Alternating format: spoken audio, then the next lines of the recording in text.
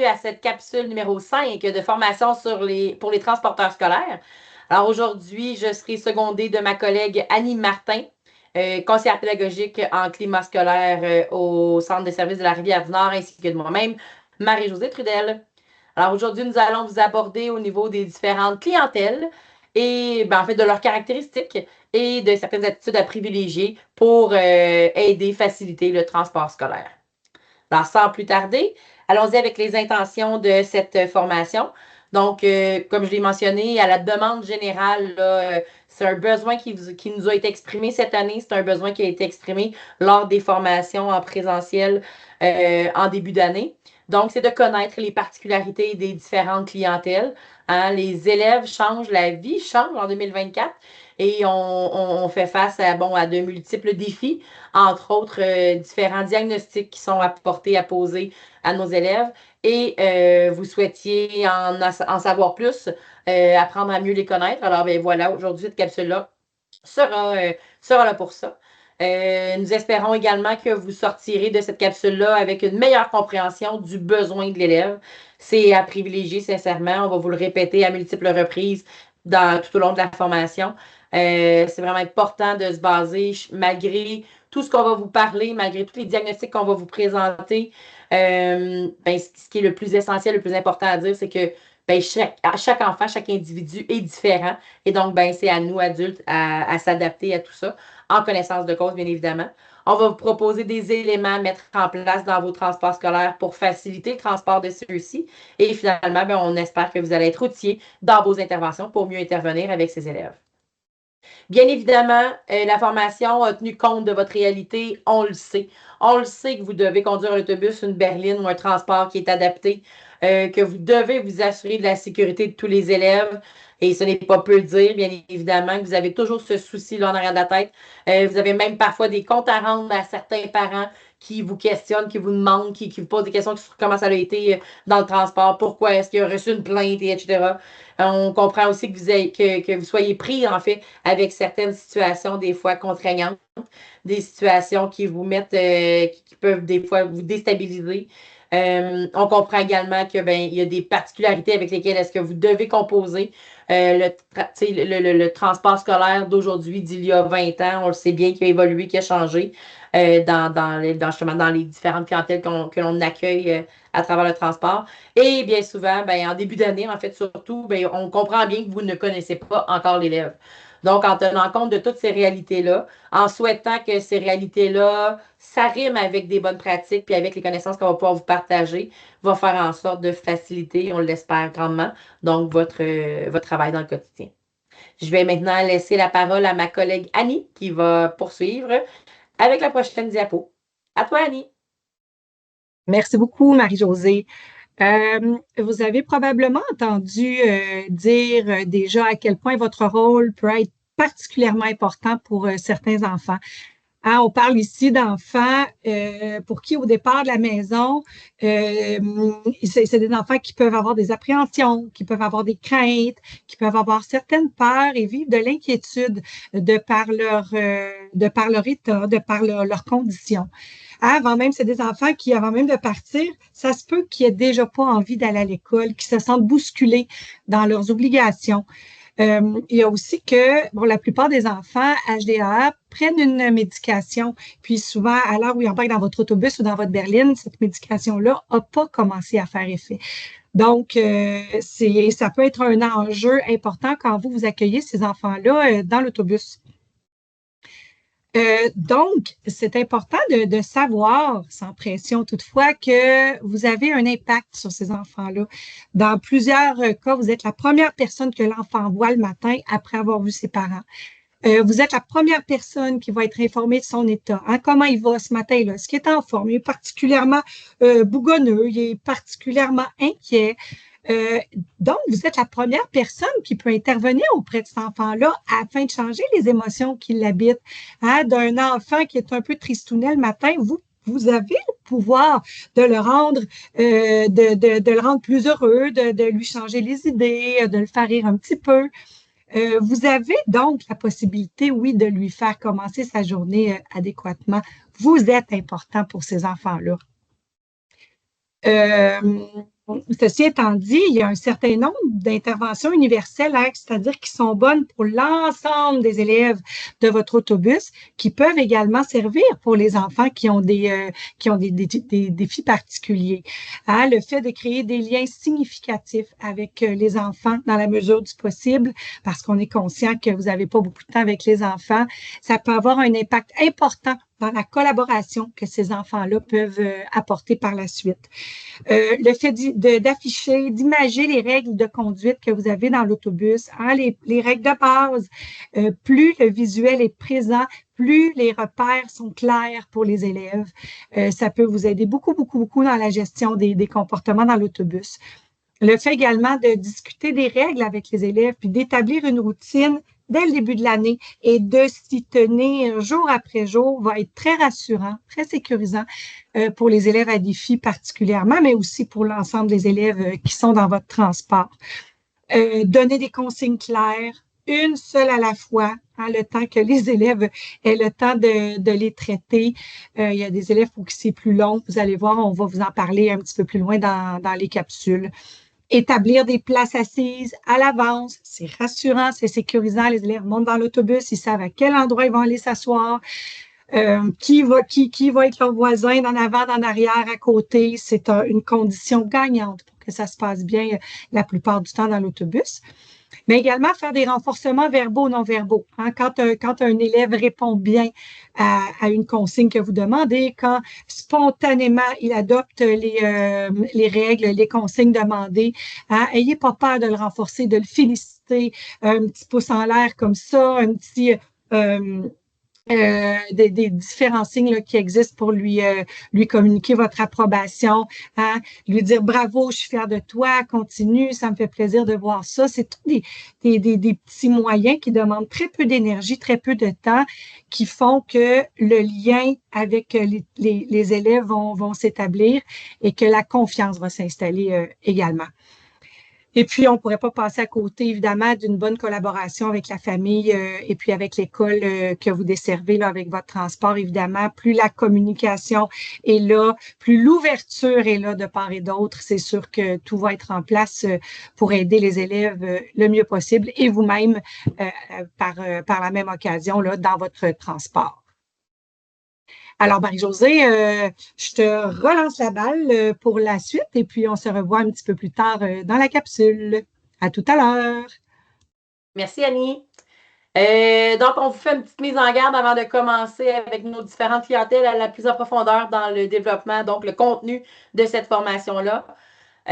Bien entendu, ce qu'Annie vient de vous parler, les mesures de prévention universelle, ce qui s'adresse à tout le monde, à tout élève confondu, demeurent les plus importantes. C'est comme si la base, si elle n'est pas placée, eh bien, ça va être difficile de venir mettre une structure ou de venir mettre d'autres interventions si la base, elle n'est pas solide. Alors, des fois, on peut se dire, ah, ben oui, mais c'est évident, franchement, ben oui, je le mets, je fais ci, je fais ça, ou, tu sais, oui, j'accueille mes élèves, je le fais à tous les jours. Est-ce que réellement, je le fais à tous les jours, puis est-ce que j'ai créé un réel lien avec mes élèves? Parce que ce lien-là fait partie de la base qui est à créer avant d'être capable de venir mettre des mesures plus spécifiques qu'on va vous présenter dans les prochaines minutes. Puis bien évidemment, l'autre mise en garde, c'est que indépendamment du diagnostic de l'élève, on l'a dit au début, on le répète encore, on va le répéter tout au long des tout au long des entrevues aussi. Donc, peu importe le diagnostic que l'élève a, parce qu'on essaie d'éviter, en fait, d'avoir une étiquette, un diagnostic sur sur l'élève, en fait. Le plus important, c'est vraiment de répondre à son besoin. Répondre à son besoin spécifique. Et là, vous allez me dire, on le sait, vos défis sont immenses. Vous avez plusieurs élèves dans le transport. En berline, c'est peut-être un peu plus évident, quoique tous les élèves ont des défis particuliers. Dans un transport scolaire, ben, les besoins sont un peu plus répartis, mais quand même, somme toute, on comprend la lourdeur de la tâche, mais c'est bien important de répondre aux besoins de l'élève et non pas de prétendre que ce qu'on va vous présenter, si par exemple on vous dit, ah ben, un élève avec un trouble, je sais pas, mettons, un trouble auditif doit avoir un objet sensoriel, qui non, par rapport, là. Puis là, ben, c'est de prétendre que ah, ben, lui, il y en a un, donc il va en avoir un, il va avoir un objet sensoriel. Mais non, ça ne veut pas dire. Ça peut faire partie d'eux, mais ça ne veut pas automatiquement dire qu'il en a besoin. Fait que c'est vraiment important de tenir en compte de cela. Puis finalement, bien, il faut garder en mémoire que les élèves peuvent être en classe régulière ou en classe spécialisée. Alors, si vous êtes chauffeur de berline, bien évidemment, souvent, c'est que vous êtes transporteur, en fait, d'élèves qui font partie d'une même classe, d'un même regroupement de classes spécialisées. Donc, vous avez tous des élèves, par exemple, TRP, vous avez tous des élèves avec un trouble de langage, par exemple, dans votre berline. Alors que il y a de ces élèves-là qui ont de ces diagnostics-là qui sont en classe régulière. Et s'ils sont en classe régulière, donc pas en regroupement, en petite classe spécialisée, eh bien, ils font le transport en autobus scolaire. Pour ceux qui viennent du secteur de l'Argenteuil, vous n'avez pas de berline, donc vous êtes tous en transporteur d'autobus. Donc, vous vous retrouvez avec de intégré à vos transports en autobus, donc des élèves provenant de classes spécialisées. Alors, c'est important juste de distinguer les deux parce que souvent, on va parler de classe TRP, on va parler de classe TC, bon, etc. Alors que la classe, quand on dit, mettons, la classe à trouble de comportement, ne veut pas dire que l'élève a uniquement, par exemple, un diagnostic de trouble de comportement. Il peut être en comorbidité avec d'autres diagnostics. Et ces diagnostics-là, la multiplication de chacun d'eux, peut faire en sorte que c'est pas aussi simple qu'on peut le prétendre des fois, ou bien que ça va s'arrêter à ce qu'on va vous nommer dans les prochaines capsules, dans les entrevues que nous allons procéder. Donc, bref. Que les comportements qui manifestent ben, peuvent être modifiés. Oui, ça, il faut le croire. Il faut vraiment croire à ça parce que ce serait de croire en une fatalité de dire que ben, peu importe ce que je vais mettre en place, l'élève, ben, il ne va pas être capable de se corriger. C'est faux. Alors, les comportements, on est capable de modifier un comportement. On ne peut pas modifier un diagnostic, hein, mais on peut aller modifier les comportements. Quand on répond réellement aux besoins, ben, le comportement qui était dérangeant ben, va s'atténuer. Il faut aussi comprendre et savoir que c'est un processus qui peut être long. Si vous avez la même trajectoire, le même trajet pendant plusieurs années, mais vous allez peut-être être à même de constater des améliorations dans certains comportements de vos élèves que vous allez conduire, transporter en fait sur plusieurs années, ce qui serait vraiment intéressant.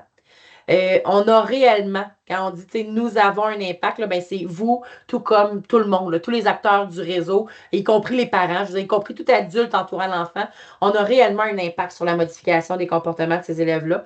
Alors, plus on va travailler en équipe, ben, meilleurs seront les résultats, en fait, de modification des comportements. Ce sont des enfants qui ont des besoins qui sont particuliers et que, je le répète encore, le diagnostic n'est vraiment pas tout. Alors, il faut arrêter. Là, on va vous parler de certains diagnostics, mais il ne faut pas que se coller qu'à ça. Alors, sans plus tarder, c'est maintenant le temps des entrevues avec nos spécialistes. Alors, ma collègue Annie et moi-même avons eu la chance donc d'aller chercher, d'aller recueillir plusieurs spécialistes dans notre centre de service scolaire avec qui est-ce qu'on a pu s'entretenir ou est-ce qu'on leur a adressé les deux mêmes questions. C'est-à-dire, ils vont vous présenter dans un premier temps le type, en fait, le diagnostic, la clientèle présentée et on va par la suite aller dans une optique de vous donner des pistes d'intervention. Donc, qu'est-ce qu'on peut faire en tant que transporteur, transport scolaire, donc pour améliorer les conditions et répondre aux besoins réels de ces enfants que nous transportons. Alors, je vous souhaite d'une belle écoute et ben, à vos entrevues. À bientôt.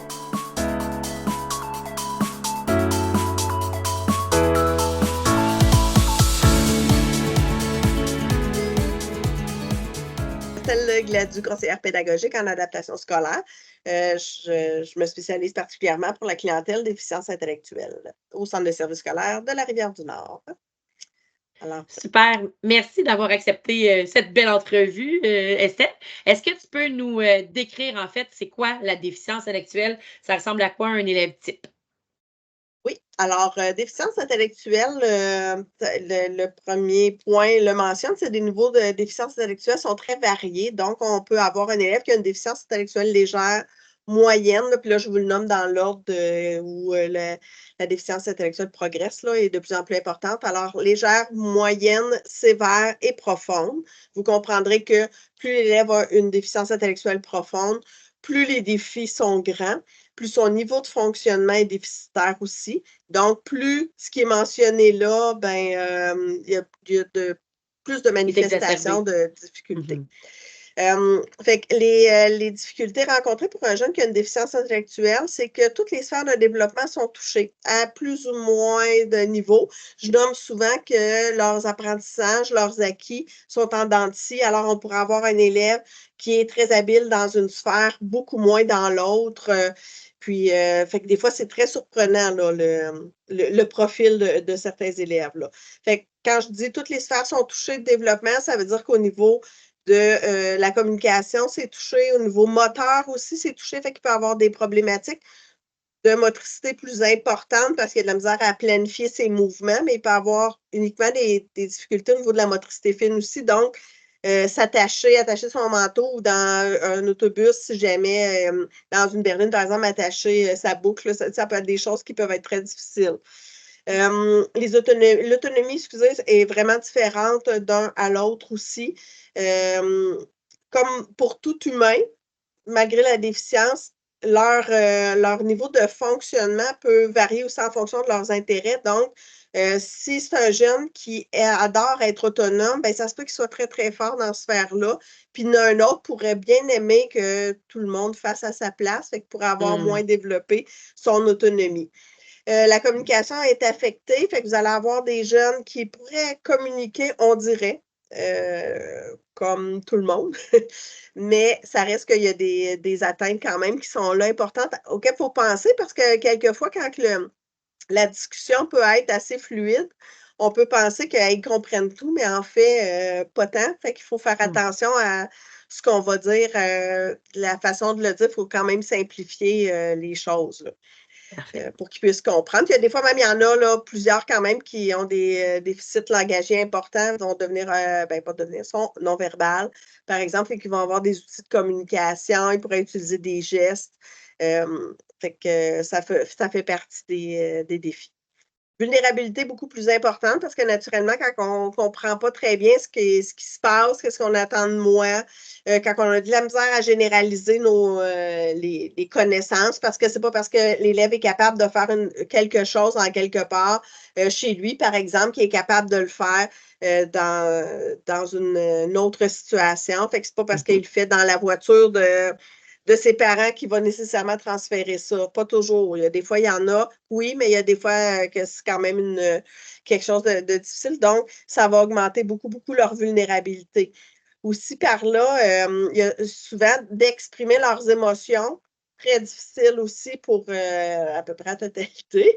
Dans ce contexte-là, ça fait en sorte qu'il y a des fois, vous pourriez avoir une réponse fausse. Tu sais, tantôt, quand je disais la communication peut être difficile, ça se peut que la réponse soit fausse. Là, fait qu'il faut faire attention. C'est à nous de voir puis mettre des facteurs de protection tout autour, là, puis de les protéger, puis de s'assurer qu'ils sont en sécurité. Là. Parce que les autres, ils ne reconnaîtront pas les moments où ils pourraient être vulnérables. Genre, vous donner un gros câlin, ils seront vraiment bons là-dedans pour plusieurs. Fait que quand je te donne un gros câlin, puis j'ai 5 ans, quand je te donne un gros câlin, j'en ai 15. Habituellement, un élève de 15 ans n'arrivera pas à son chauffeur d'autobus en lui donnant un câlin. Fait que, on développe des petites poignées de main spéciales, le coude, le poing, des choses comme ça que c'est le fun. On se salue, on est content de se voir, mais on rend ça commun à nos élèves. Oui, acceptable socialement pour les autres jeunes de cet âge-là, puis ça va faire en sorte qu'il va mettre une barrière avec le temps par lui-même, c'est ça qu'on souhaite, il va être moins vulnérable. Fatigabilité, naturellement, quand tu as à réfléchir à toute ta journée parce que tu ne comprends pas ce qui s'en vient, tu ne comprends pas ce qu'on attend de toi, c'est difficile de généraliser, il faut que tu fasses beaucoup, beaucoup d'efforts. Naturellement, le cerveau surchauffe et à un moment donné, il est fatigué. Pensez au moment où vous-même, votre cerveau surchauffe et vous allez avoir l'image. Sauf qu'eux autres, se régulariser, c'est difficile. Fait que c'est ça. Fait que les fins de journée, ça se peut que ce soit bien plus difficile.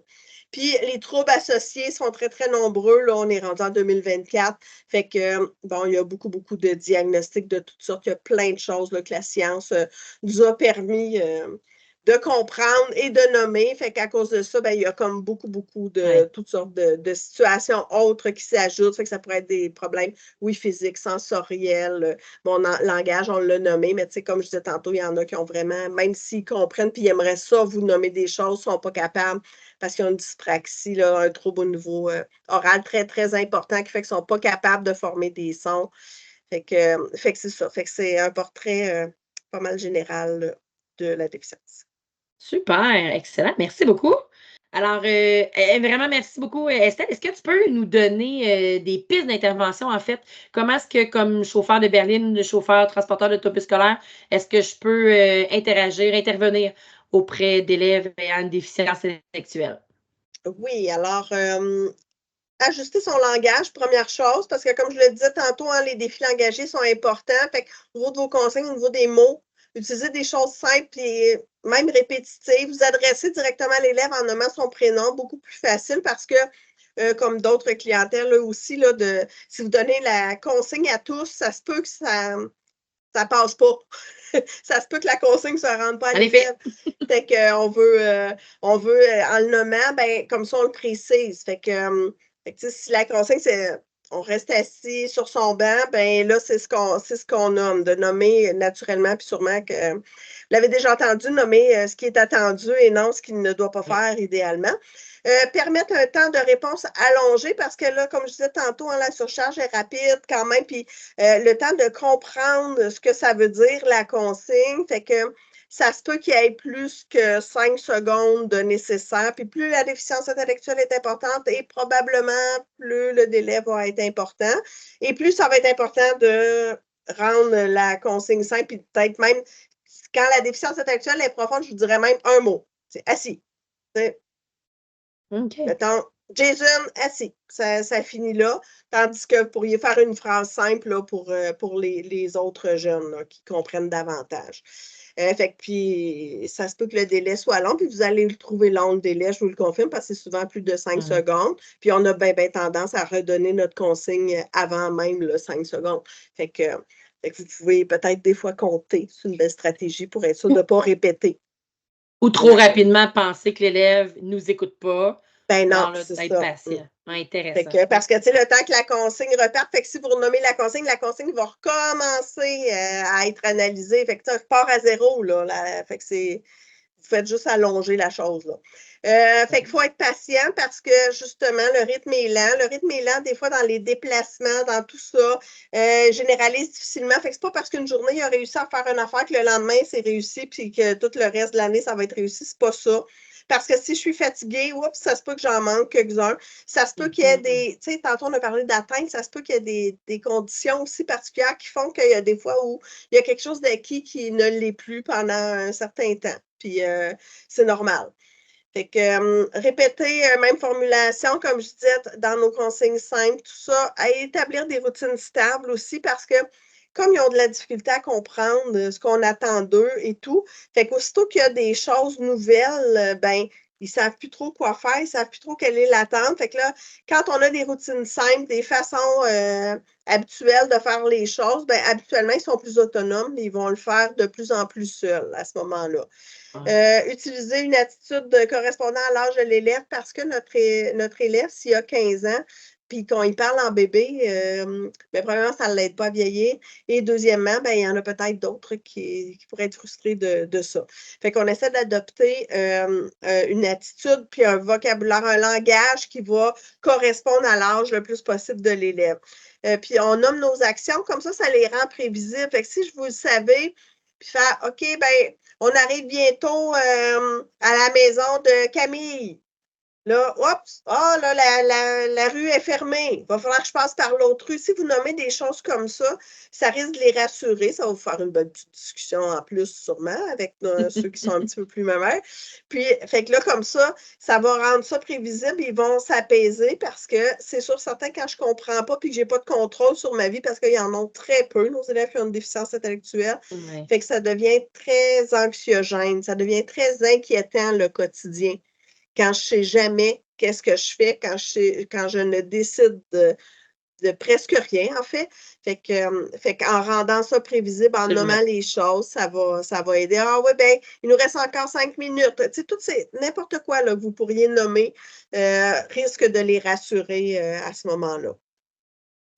Fait que ça ressemble à ça, Ah, les wow, stratégies. super. C'est vraiment génial. Ben, un immense merci, Estelle. C'est apprécié, puis je suis certaine que ça va grandement aider nos conducteurs, conductrices de transport scolaire. Merci Je beaucoup. l'espère bien. Au revoir. Au revoir.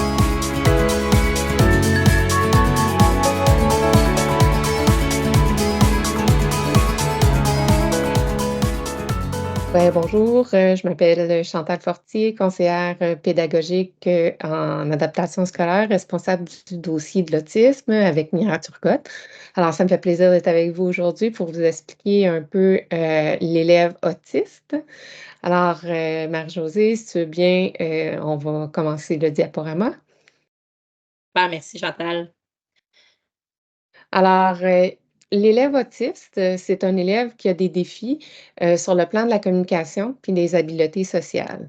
En fait, sur le plan de la communication, c'est un élève, vous allez avoir des élèves qui sont verbaux comme des élèves non verbaux. C'est des élèves, en fait, là, on va trouver un trouble du langage souvent chez ces élèves-là.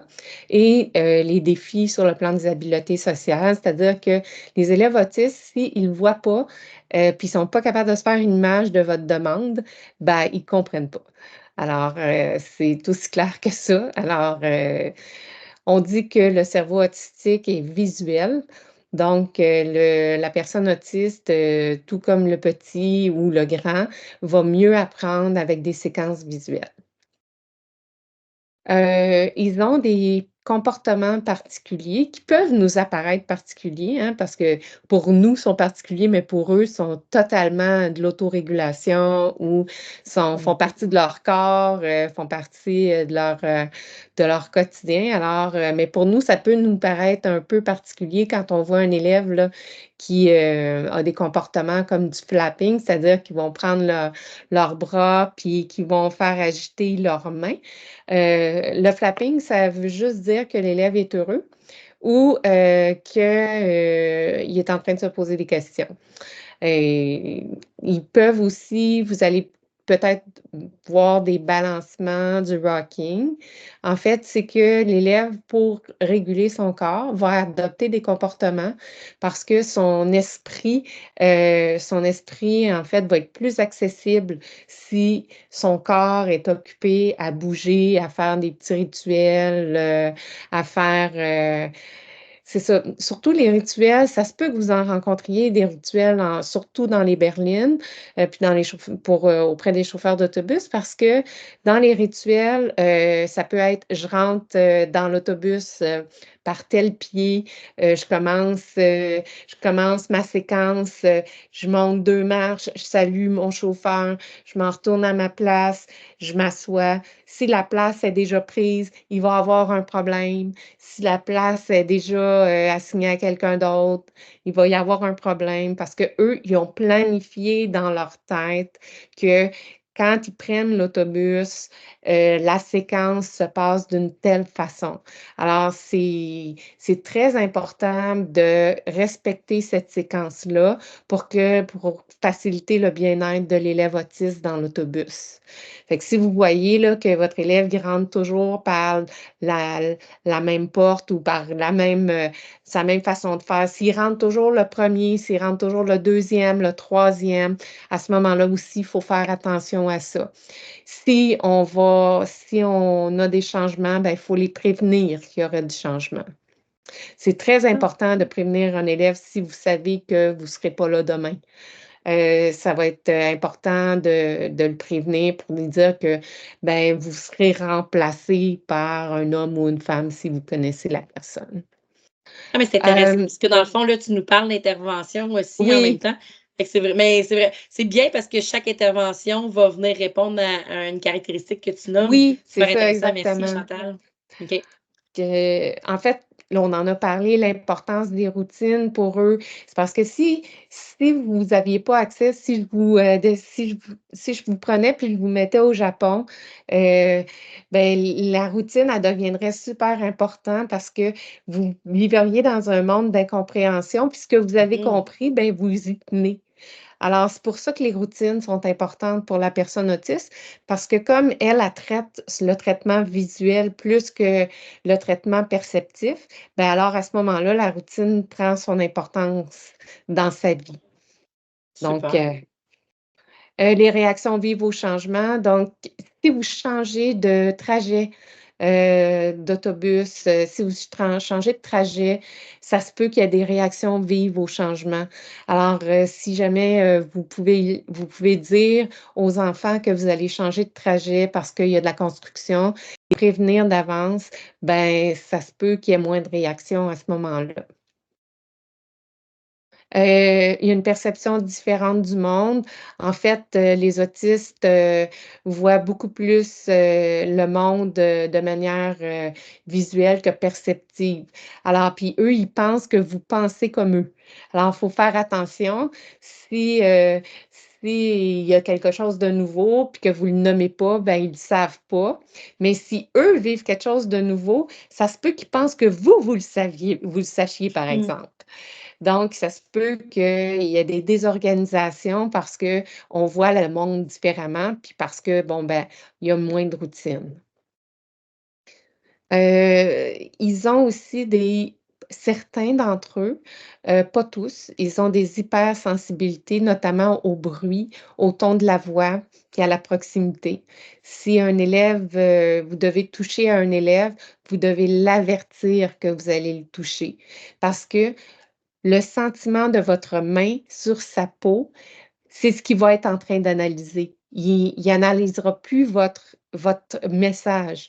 Il va analyser votre main sur sa peau. Alors, le message ne passera pas. Tandis que si vous lui dites « je vais te toucher », vous le touchez et vous prenez un temps en silence pour qu'il traite l'information de votre main sur sa peau et après, vous allez lui dire votre message. Et naturellement, utilisez toujours un ton calme, un ton aussi, un ton neutre avec eux. Parce que les attentes pour eux, si vous utilisez un ton très, très haut ou un ton très, très bas, puis vous variez beaucoup, beaucoup votre ton, bien, ils ne vont pas savoir c'est quoi votre attente. Alors, c'est toujours dans le calme, toujours, toujours dans le calme. Un autiste, soit il est en train de vous regarder ou soit il est en train de vous écouter. Alors, si vous voulez parler avec un autiste, vous pouvez lui dire « regarde-moi » et un coup qu'il vous regarde, vous allez lui dire « écoute-moi » parce que c'est l'écoute de votre message qui va être important, à moins que vous vouliez lui montrer une image. Et là, vous allez lui dire « regarde l'image ». Vous allez diriger son attention là où vous souhaitez. Donc, si c'est sur un message oral, vous allez lui dire « écoute-moi ». Si c'est sur un message écrit, vous allez lui dire « regarde ici » à ce moment-là. Mais un autiste qui ne vous regarde pas, ce n'est pas un autiste qui ne vous écoute pas. En fait, il vous écoute. Ce qu'il fait, c'est qu'il tourne un peu sa tête pour enlever le visuel de votre visage pour se concentrer sur votre message. Oh wow, très clair. Vraiment, merci Chantal. Mais merci Chantal. Est-ce que maintenant tu peux nous transmettre en fait quelques peut-être interventions plus spécifiques qui s'adressent à des enfants autistes?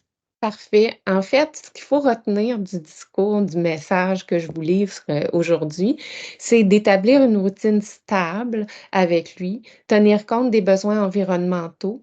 Hein. Des fois, l'odeur qui est dans l'autobus va déranger. Une odeur, une nouvelle route, comme je vous disais, il faut faire attention. Pas le toucher physiquement, mais si vous le touchez, le prévenir. Il y a des enfants qui aiment se faire toucher, d'autres que non. Ne pas crier, lui fournir un modèle, lui montrer, lui dire, ben là, je vais t'attendre à telle heure, je vais t'attendre, je vais aller te chercher à ta maison. Tolérer les manies, les rituels à moins de danger. Si vous avez un élève qui se balance pendant le trajet, ben, il va falloir le tolérer. En fait, je pense que vous aimez mieux qu'il se balance pendant le trajet qu'il vous lance des objets à travers la tête. Alors, et accepter les objets de transition. Souvent, on va donner des tablettes, on va avoir des petits jouets sensoriels, des petits sabliers, des jouets. Si l'élève ne le lance pas, ben cet objet-là est très important pour l'élève. Alors, il faut accepter que ça fasse partie de son quotidien dans l'autobus. Et utiliser une phrase comme Joe, écoute-moi. Donc, comme je vous ai dit tantôt, évitez le regard de moi, mais si vous voulez qu'il vous écoute puis attirer son attention, vous pouvez y aller avec le regard de moi, mais ensuite, on dirige son attention vers notre message. Alors, j'espère que ça vous Super! a aidé à mieux comprendre l'élève qui est autiste. Vraiment beaucoup. Un immense merci, Chantal. Ça fait plaisir. Au revoir.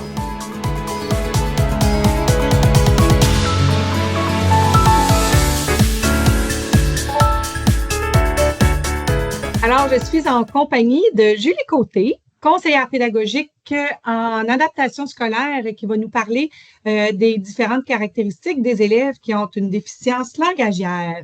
Bonjour Julie. Bonjour. Merci d'avoir accepté de nous parler un peu plus de cette clientèle-là qui est susceptible de se retrouver soit dans les berlines, soit dans les autobus. Alors, on t'écoute. Absolument. Merci beaucoup. Donc, je vous parle aujourd'hui des élèves qui ont une difficulté langagière, plus précisément les élèves qui ont un trouble développemental du langage, qui est un trouble qui est au niveau neurologique, donc au niveau du cerveau, et qui comporte deux sphères les plus importantes, qui est la sphère de la réception, donc de la compréhension de l'élève, et la sphère de l'expression, donc ce que l'élève est capable de communiquer. Donc, dans la réception, dans ce que l'élève comprend, il a de la difficulté avec les consignes. Les consignes simples, plus longues, complexes. Donc, évidemment, plus la consigne est longue, plus elle est complexe, moins il comprend bien votre message. Il peut avoir de la difficulté avec les questions, avec certains mots, avec des histoires racontées, des blagues, du double sens. Il ne va pas nécessairement comprendre qu'il s'agit d'une blague ou d'un double sens. Évitez aussi d'utiliser le sarcasme, puis ils ne vont pas nécessairement entendre la différence dans votre ton de voix qui indique que c'est le contraire que vous tentez de dire. Au niveau de l'expression, de ce que l'élève est capable de communiquer, c'est un élève qui utilise un vocabulaire qui est peu varié. Il peut être très réduit aussi, ce vocabulaire-là. Donc, l'enfant peut avoir très peu de mots pour s'exprimer. Il va chercher d'ailleurs ses mots quand il va parler. Il va faire des erreurs de choix dans ses mots, ce qui va faire un message qui n'est pas tout à fait ce qu'il veut dire. Il va s'exprimer avec un délai de réponse. Donc, l'élève, ce qu'il va entendre, ce qu'il va comprendre de votre message, va prendre un certain temps d'analyse et il va devoir, dans cette analyse-là, aussi préparer sa réponse et ça va créer une espèce de silence inconfortable. Donc, c'est pas que l'élève refuse de vous répondre ou qu'il est en opposition, c'est vraiment qu'il est en train de comprendre et de préparer sa réponse. Okay. Ça va être un élève aussi qui complète pas nécessairement ses phrases, il va laisser des phrases en suspens, il va aussi peut-être commencer son message au milieu de sa pensée. Donc, on n'a pas vraiment l'information nécessaire pour comprendre ce qu'il veut dire. Et il va utiliser des mots passe-partout. Donc, son manque de vocabulaire va faire en sorte qu'il va dire l'affaire, la chose, ça, il va pointer là. Donc, on comprend pas toujours son message dû au manque de mots, justement. Au niveau des manifestations observables des difficultés, on va avoir un élève qui ne respecte pas nécessairement le tour de parole. Donc, lui, il a préparé son message, il est prêt à parler. Ça se peut qu'il interrompt les gens pour le faire. Il ne le fait pas par impolitesse, c'est vraiment plus impulsif de sa part que d'autres choses. Il ne maintient pas non plus nécessairement le sujet de conversation pour plusieurs raisons. Peut-être parce que le sujet dont on parle lui fait penser à une autre situation dont il va parler.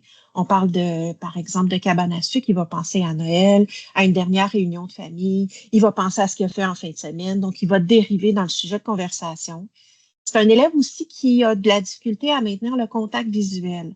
Notre visage contient beaucoup d'informations qui peut empêcher la compréhension du message qu'on est en train de dire. Et si on lui demande spécifiquement de nous regarder, ce qu'il va penser, c'est de vous regarder. Il ne va pas continuer d'écouter le message. Il va se concentrer sur votre consigne de le regarder.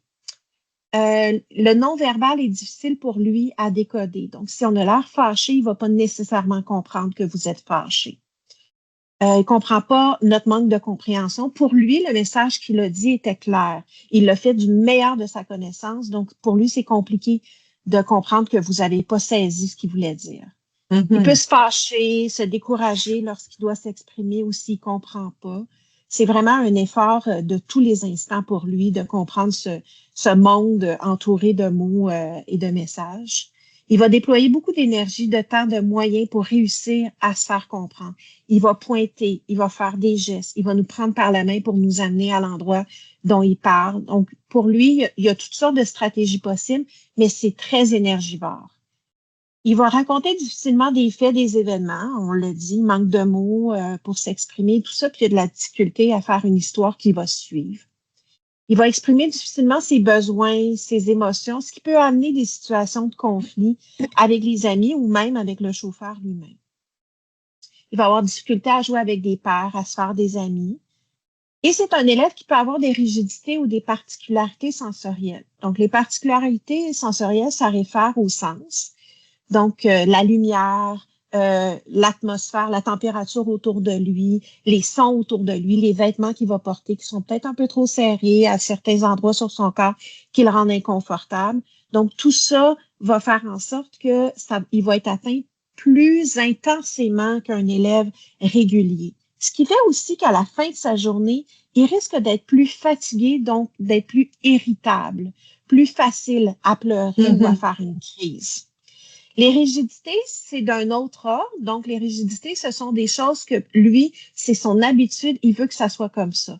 Donc, si vous avez à le changer de place dans l'autobus ou dans la berline, ça va être difficile pour lui. On va devoir lui accorder un certain temps pour s'apaiser là-dedans et répéter souvent la consigne. Pourquoi on change de place? Parce que lui, sa place, c'est celle-là. La fenêtre est à tel endroit. Il voyait par en avant de ce côté-là. Il était à côté de tel ami. C'est un confort pour lui. Et c'est rassurant. Donc là, de changer de place, il doit tout refaire ça.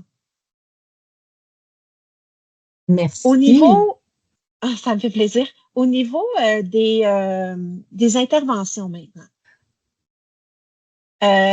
Donc, on a deux sortes. Donc, celle avant de prendre la route, ce qu'on doit prévoir avant même que l'élève embarque dans la berline et ce qu'on doit faire en tout temps. Donc, avant de prendre la route, c'est important de mettre en place une routine, des repères et faire des rappels fréquents. Donc, avant que l'élève embarque dans la berline ou dans l'autobus, je m'attends à ce que tu t'assoies et que tu t'attaches. On peut utiliser des soutiens visuels pour faire ces rappels-là, d'ailleurs. Donc, on peut avoir une photo de l'enfant qui est assis, attaché. Donc, ce qu'on s'attend de lui. On peut aussi avoir comme soutien visuel les choix de ce qu'il peut faire pendant qu'il est dans le transport. Donc, utiliser certains matériels de manipulation, utiliser un appareil pour écouter de la musique, quelque chose qu'il aime, qui le détend, ce genre de soutien visuel-là. On peut aussi utiliser les soutiens visuels pour dire ce qu'on ne veut pas qu'il fasse, donc avec une barre dessus en rouge pour dire ne pas. En tout temps, donc avant, pendant, après le transport, on doit accorder un délai pour débuter un échange ou pour y répondre, ce que je vous expliquais tout à l'heure par rapport à la compréhension du message et la préparation de sa réponse. On doit s'assurer aussi d'avoir l'attention de l'élève avant de donner une consigne. Donc, quand vous parlez, il ne va pas nécessairement comprendre que ça s'adresse à lui. Donc, il faut l'interpeller par son nom, lui dire Jacob, par exemple, je veux que tu... Et là, il va savoir qu'il est concerné par votre message. Il faut parler plus lentement, utiliser un vocabulaire plus simple, s'assurer que l'élève comprend. Et dans le même sens, être expressif, mettre de l'intonation et articuler. Il faut exagérer notre articulation pour s'assurer qu'il comprend bien les mots qu'on est en train de dire. On peut aussi prévenir l'élève d'un changement qui est à venir. Donc, si c'est possible, parce que ça peut être un changement de dernière minute et vous ne pouvez pas l'aviser, puis ça, c'est correct, c'est la vie. Et si c'est aidant aussi, parce que prévenir d'un changement, ça peut rendre l'élève anxieux et ça ça peut ne pas aider l'élève. Si c'est le cas, on peut prévenir les parents qu'il y a un changement qui s'en vient, donc que vous serez absent tel jour la semaine prochaine et qu'il y aura quelqu'un d'autre qui va conduire l'autobus ou la berline. Donc ça, c'est une possibilité. Il faut valoriser l'élève aussi, reconnaître ses efforts. Donc, c'est un enfant, comme j'ai dit tout à l'heure, qui va déployer beaucoup d'énergie pour communiquer et comprendre. Et il faut valoriser ça. Gardez en tête que l'élève, il choisit pas de ne pas comprendre. Ce n'est pas un comportement d'opposition, ce n'est pas un comportement volontaire. C'est vraiment comme ça que son cerveau est fait. Et surtout, retenir que la difficulté langagière est bien présente, même si l'élève a l'air normal. C'est pas quelque chose que vous allez voir physiquement. Tout se passe dans son cerveau. Donc, de toutes les interventions, là, je vous dirais que la plus importante, puis celle qui est bonne pour à peu près toutes les clientèles, c'est de rester calme et bienveillant dans toutes vos interventions. Un immense merci, Julie, pour ces précieuses informations. Bonne fin de journée. Merci. Merci.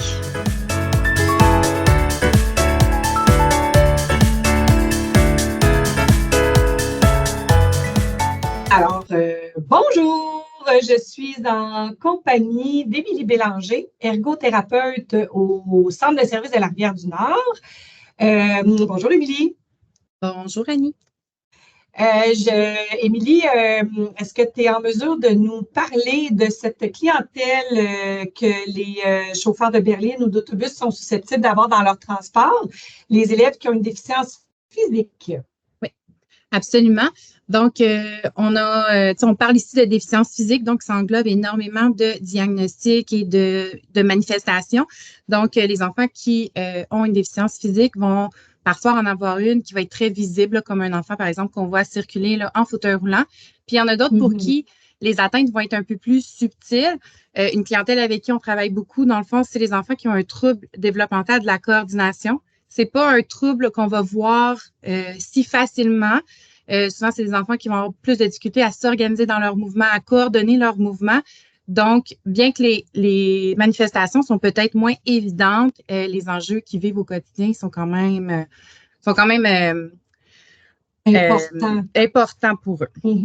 Donc, fait que dans la nature des difficultés que les enfants vivant avec une déficience physique là, peuvent rencontrer, on va voir souvent une lenteur d'exécution dans leurs mouvements. Tant parce qu'ils ont un handicap physique plus grave ou parce que, justement, ils ont de la difficulté à organiser leurs mouvements. Donc, par exemple, pour sortir de l'autobus, pour mettre leur sac à dos, pour descendre du banc de la berline et tout ça. Aussi, ils vont avoir une imprécision au niveau de leurs mouvements. Ils contrôlent moins bien leur corps. Fait que, de façon générale, ça va rendre les gestes de la vie quotidienne plus ardus pour eux. Ça peut aussi occasionner aussi un certain risque de chute, particulièrement dans les autobus qui ont des marches très hautes comparativement, par exemple, aux marches qu'on va voir à l'école ou dans la maison. Donc, pour eux, c'est un enjeu qui est un peu plus important. Puis, je dirais même aussi que, de façon générale, plus l'enfant est jeune, plus les marches de l'autobus, c'est un défi. Fait qu'au-delà de la déficience physique, il faut être vigilant. Ça demeure des enfants qui, malgré les difficultés motrices qu'ils rencontrent, vont avoir un besoin de développer leur autonomie, puis ils vont avoir un désir aussi de le faire. Donc, il faut les guider, il faut les accompagner dans les tâches qu'ils ont à réaliser, puis en leur faisant faire les gestes ou les étapes qu'ils sont capables de faire, puis en compensant pour ce qu'ils ne sont pas capables de faire par eux-mêmes. Ça demeure aussi des enjeux des enfants, en fait, chez qui on peut voir des enjeux de communication. Donc, ça peut être affecté à différents degrés. Puis ici, souvent, on va avoir des enfants aussi que les enjeux qu'on voit moteurs au niveau de leurs bras, au niveau de leurs jambes, mais on peut le voir aussi au niveau de l'articulation. Donc, il peut y avoir de la difficulté à articuler, donc à exprimer leurs besoins. Puis, ça exclut pas non plus qu'ils peuvent aussi avoir d'autres difficultés langagières diverses. Là, l'orthophoniste. En plus de la déficience physique. Voilà. Aussi, c'est des enfants, comme on l'a dit tout à l'heure, tous les gestes de la vie quotidienne sont plus ardus, peuvent être plus exigeant pour eux, donc ils vont se fatiguer plus rapidement. Souvent, c'est des enfants qui ont un peu moins d'endurance physique aussi.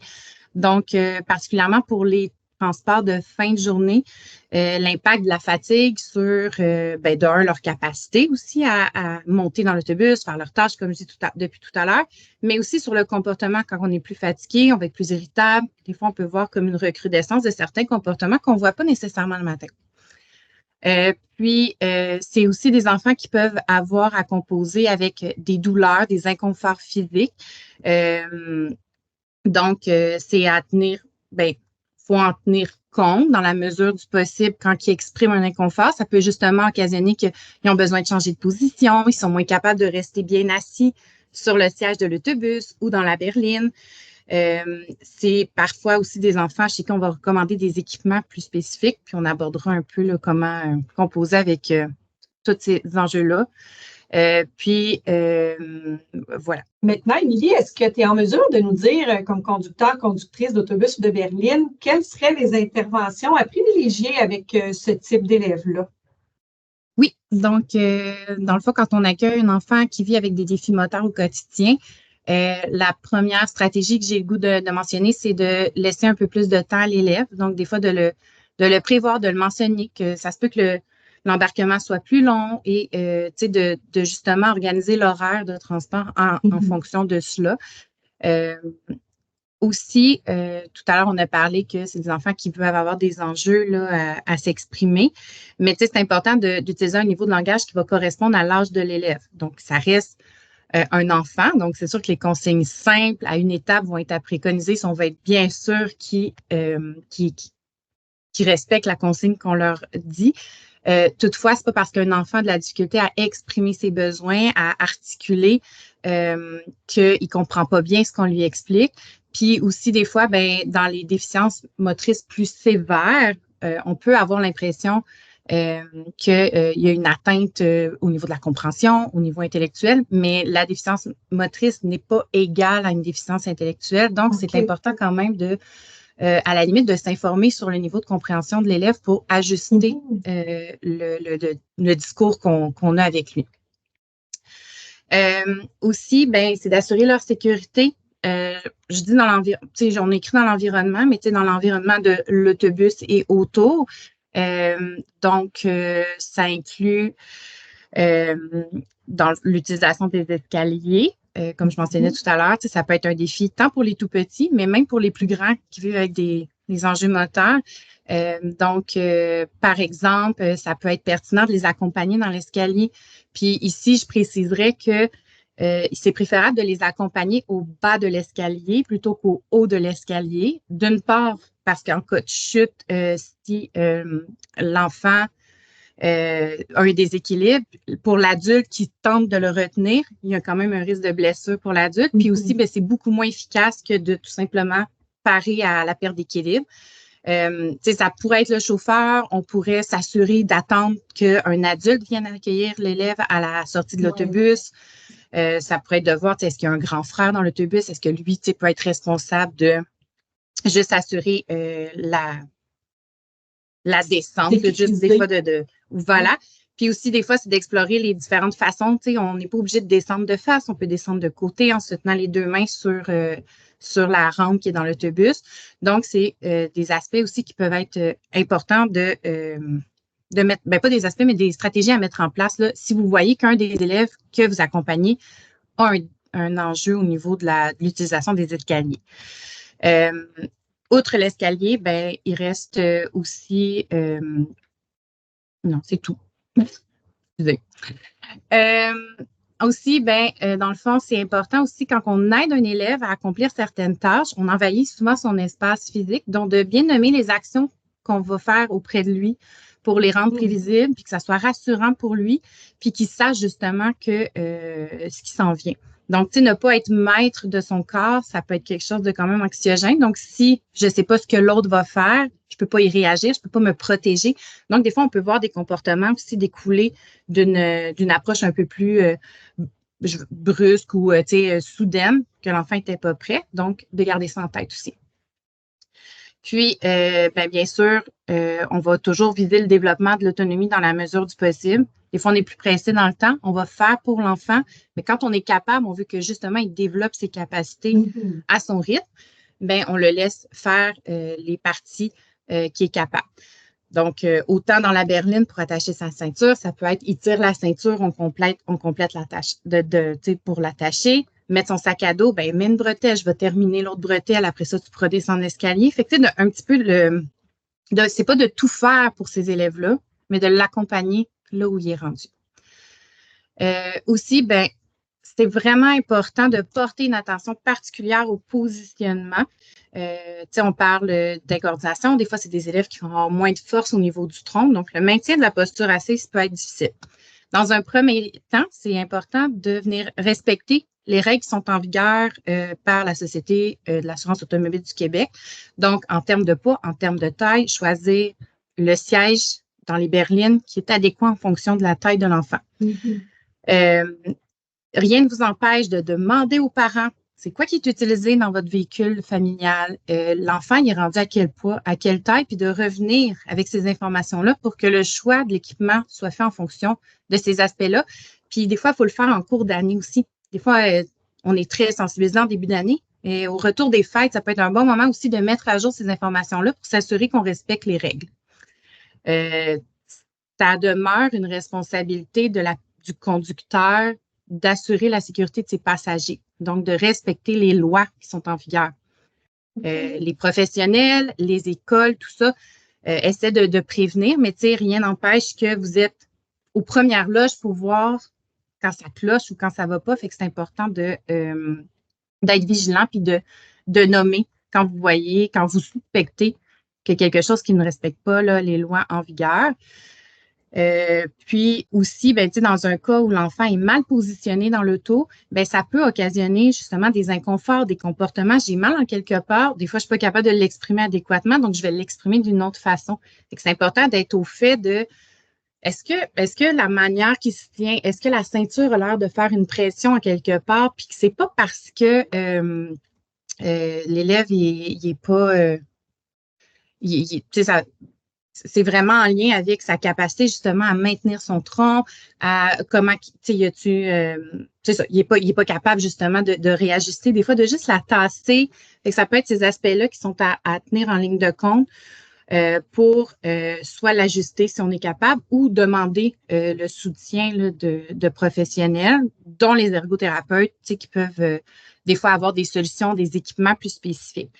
Si je comprends bien, c'est de demeurer à l'affût d'un enfant qui bougerait, qui semblerait vraiment inconfortable dans son corps, oui. Ou qui en arriverait peut-être à faire une crise même, là, oui. d'aller voir ce qui ne va pas. C'est peut-être juste que fondamentalement, la ceinture le dérange, qu'il est mal assis sur son banc ou d'aller voir des fois aussi, ils n'ont pas de tenue, ils vont avoir tendance à glisser, à se retrouver comme assis sur les reins.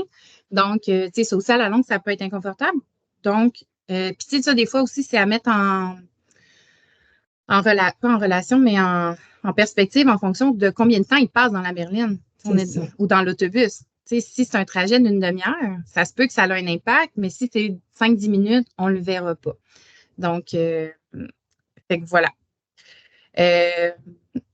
Puis, d'emblée, les enfants qui ont des déficiences physiques, on va essayer justement, souvent, il va y avoir des recommandations plus spécifiques parce qu'on va anticiper quand même les enjeux de positionnement quand on le sait, quand on est capable ou quand que, bon. Donc, des fois, il y a des recommandations spécifiques de bancs, de ceintures qui sont faites. Donc, c'est important de prendre connaissance des recommandations en lien avec cet équipement-là, puis aussi de s'assurer que l'installation est faite adéquatement. Même si l'installation a été faite par quelqu'un d'autre, une double vérification de votre part, ça ne sera jamais trop. Donc, comme je disais tout à l'heure, vous êtes responsable des élèves que vous transportez.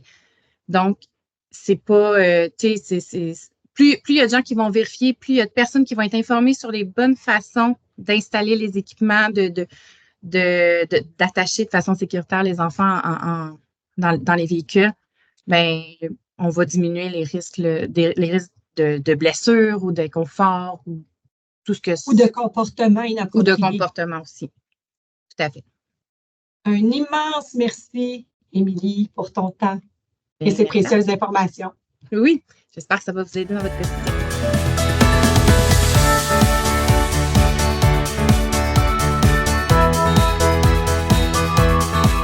Alors, je suis en présence de Caroline Lorrain, orthopédagogue en déficience visuelle et auditive. Bonjour Caroline. Bonjour. Est-ce que tu peux nous parler un peu des élèves qui ont une déficience visuelle et auditive? C'est quoi les caractéristiques de ces élèves-là? Oui, alors si on commence avec les élèves en déficience visuelle, je vais débuter tout d'abord avec, bien entendu, la destruction de certains mythes. Donc, je vais détruire le mythe que des lunettes, ça corrige toutes les pathologies visuelles. Des lunettes, pour la plupart des gens, ça va vraiment corriger. On met nos lunettes, on voit clair. Pour les élèves identifiés en déficience visuelle, bien, parfois, il n'y a même pas de possibilité de porter des lunettes ou de corriger la problématique de vision. Mais d'autres, on va en corriger une partie, mais il reste toujours un embrouillement. Donc, si on vous identifie, on dit cet élève-là a une déficience visuelle, bien, ça se peut qu'il n'y ait pas de lunettes, mais ça se peut qu'il y en ait, mais il va quand même voir flou. Fait qu'il va voir à travers un petit nuage tout le temps. Puis ce nuage-là va être plus ou moins opaque selon la lumière et la fatigue. Un autre petit mythe à détruire, si on a un élève qui a une canne blanche, ça ne veut pas dire qu'il est fonctionnellement aveugle ou aveugle. Ça veut peut-être juste dire ben, qu'il en a besoin parce qu'il n'est pas capable d'évaluer les distances, les profondeurs, ou qu'il en a besoin pour s'identifier parce que le passage s'ouvre devant eux quand ils ont une canne. Généralement, les élèves se tassent, sinon ben, ils se font faire une petite jambette. Fait que d'habitude, ils se tassent. Fait que c'est deux petits mythes comme ça, ou ça peut être aussi ceux qui ont la canne blanche, des élèves qui ont une difficulté avec le champ visuel, donc ils ne voient pas vers le bas. Fait que se diriger au loin, ils voient au loin flou, mais ils ne voient pas en bas. Fait qu'ils ne verront pas s'il y a un trou, une marche, un sac par terre. Fait que c'est des petites caractéristiques là, qu'ils peuvent avoir. C'est sûr que ben, chaque élève a une déficience visuelle différente, donc on ne peut pas se fier qu'un voit comme ça, l'autre va voir de la même manière.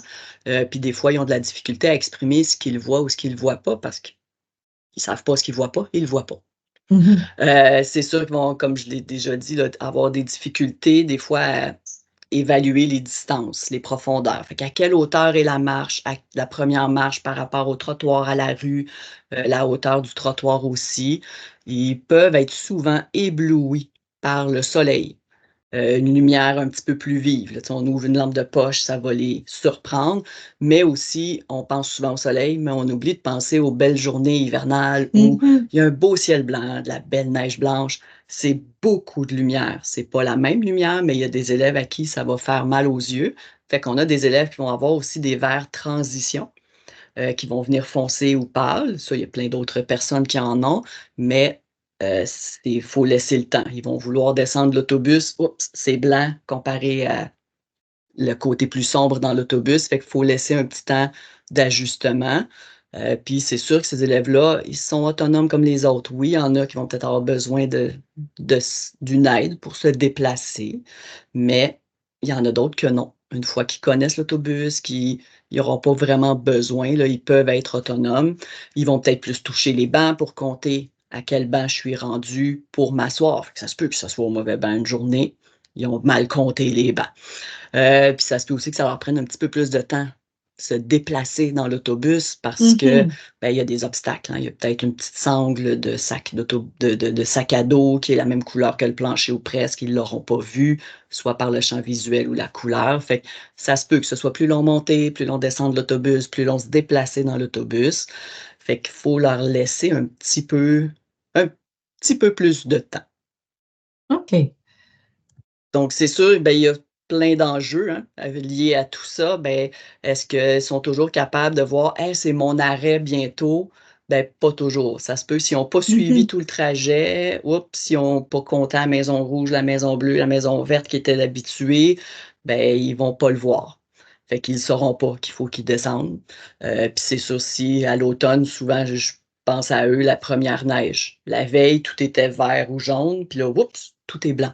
Fait que là, ils ont perdu beaucoup de repères, la couleur des toits, la couleur des maisons, l'environnement, c'est un nouvel environnement. Puis au printemps, quand ça fond aussi, les changements de couleur, toujours un nouvel environnement. Mais c'est sûr, quand l'environnement est stable, pas de trouble. J'ai déjà parlé, là, on voit dans la diapo monter et descendre l'autobus.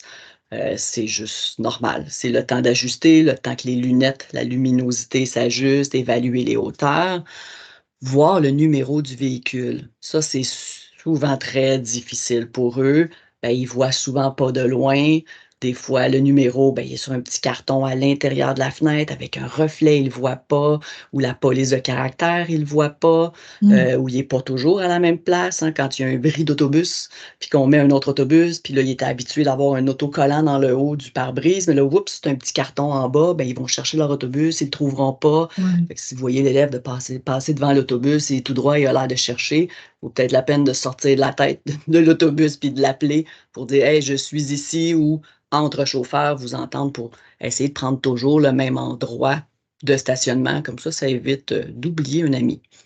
Puis évaluer, c'est ça, le sol, l'état du sol. Hein, quand c'est ça, il y a de la neige, est-ce que la neige est dure, est molle, c'est-tu de la slotch? Il y a de l'eau, est-ce que c'est profond? Ben, ça peut être un peu plus difficile. La glace, ça se peut qu'ils ne la voient pas. Déjà, la glace noire, nous aussi, on ne la voit pas toujours. Ben, eux autres, hein, c'est-tu brillant, pas brillant? Pas toujours. Puis de peut-être trouver ou situer la personne qui les accompagne, ben, ça peut être difficile. S'ils ont quelqu'un qui les attend, soit à la descente de l'autobus à la maison ou même à l'école, parmi la foule qui circule sur les quais, ben, ça se peut qu'il y ait de la difficulté. Fait que si on sait qu'un élève est toujours attendu par une TES ou en tout cas un adulte quelconque, ben, avant qu'il descende, on peut lui dire Hey, Annie est près de la poubelle, à la droite de la porte ou à la gauche. Pas dire Annie est là. Elle est là, c'est où? Ils ne savent pas, ils ne voient pas reconnaître les traits du visage, les expressions de la personne. Mais il y en a qui vont être super bons, ils vont nous jouer des tours. Il y a plein de chauffeurs qui vont me dire Mon Dieu, elle a dit n'importe quoi, parce qu'ils vont reconnaître le manteau rouge ou le manteau, puis la silhouette de la personne au loin, parce qu'ils savent qu'elle est toujours là. Mais si l'intervenante change son manteau, l'élève ne la reconnaît plus des fois, ou va juste faire couper les cheveux, ou les cheveux lousses, ou attacher, mettre des lunettes, pas de lunettes, ça se peut qu'il ne reconnaisse plus la personne, fait qu'on peut juste lui identifier. Ça serait pas mal ça comme caractéristique pour nos amis qui ont une petite déficience visuelle. Merci. Ça fait plaisir. Alors, Caroline, est-ce que tu peux maintenant nous parler des différentes interventions qui seraient priorisées dans l'autobus pour ces élèves qui ont une déficience visuelle? C'est sûr. Donc, comme on l'a mentionné, hein, ben, ils ne voient pas toujours clair, c'est embrouillé, il y a des variations selon l'éclairage, la fatigue.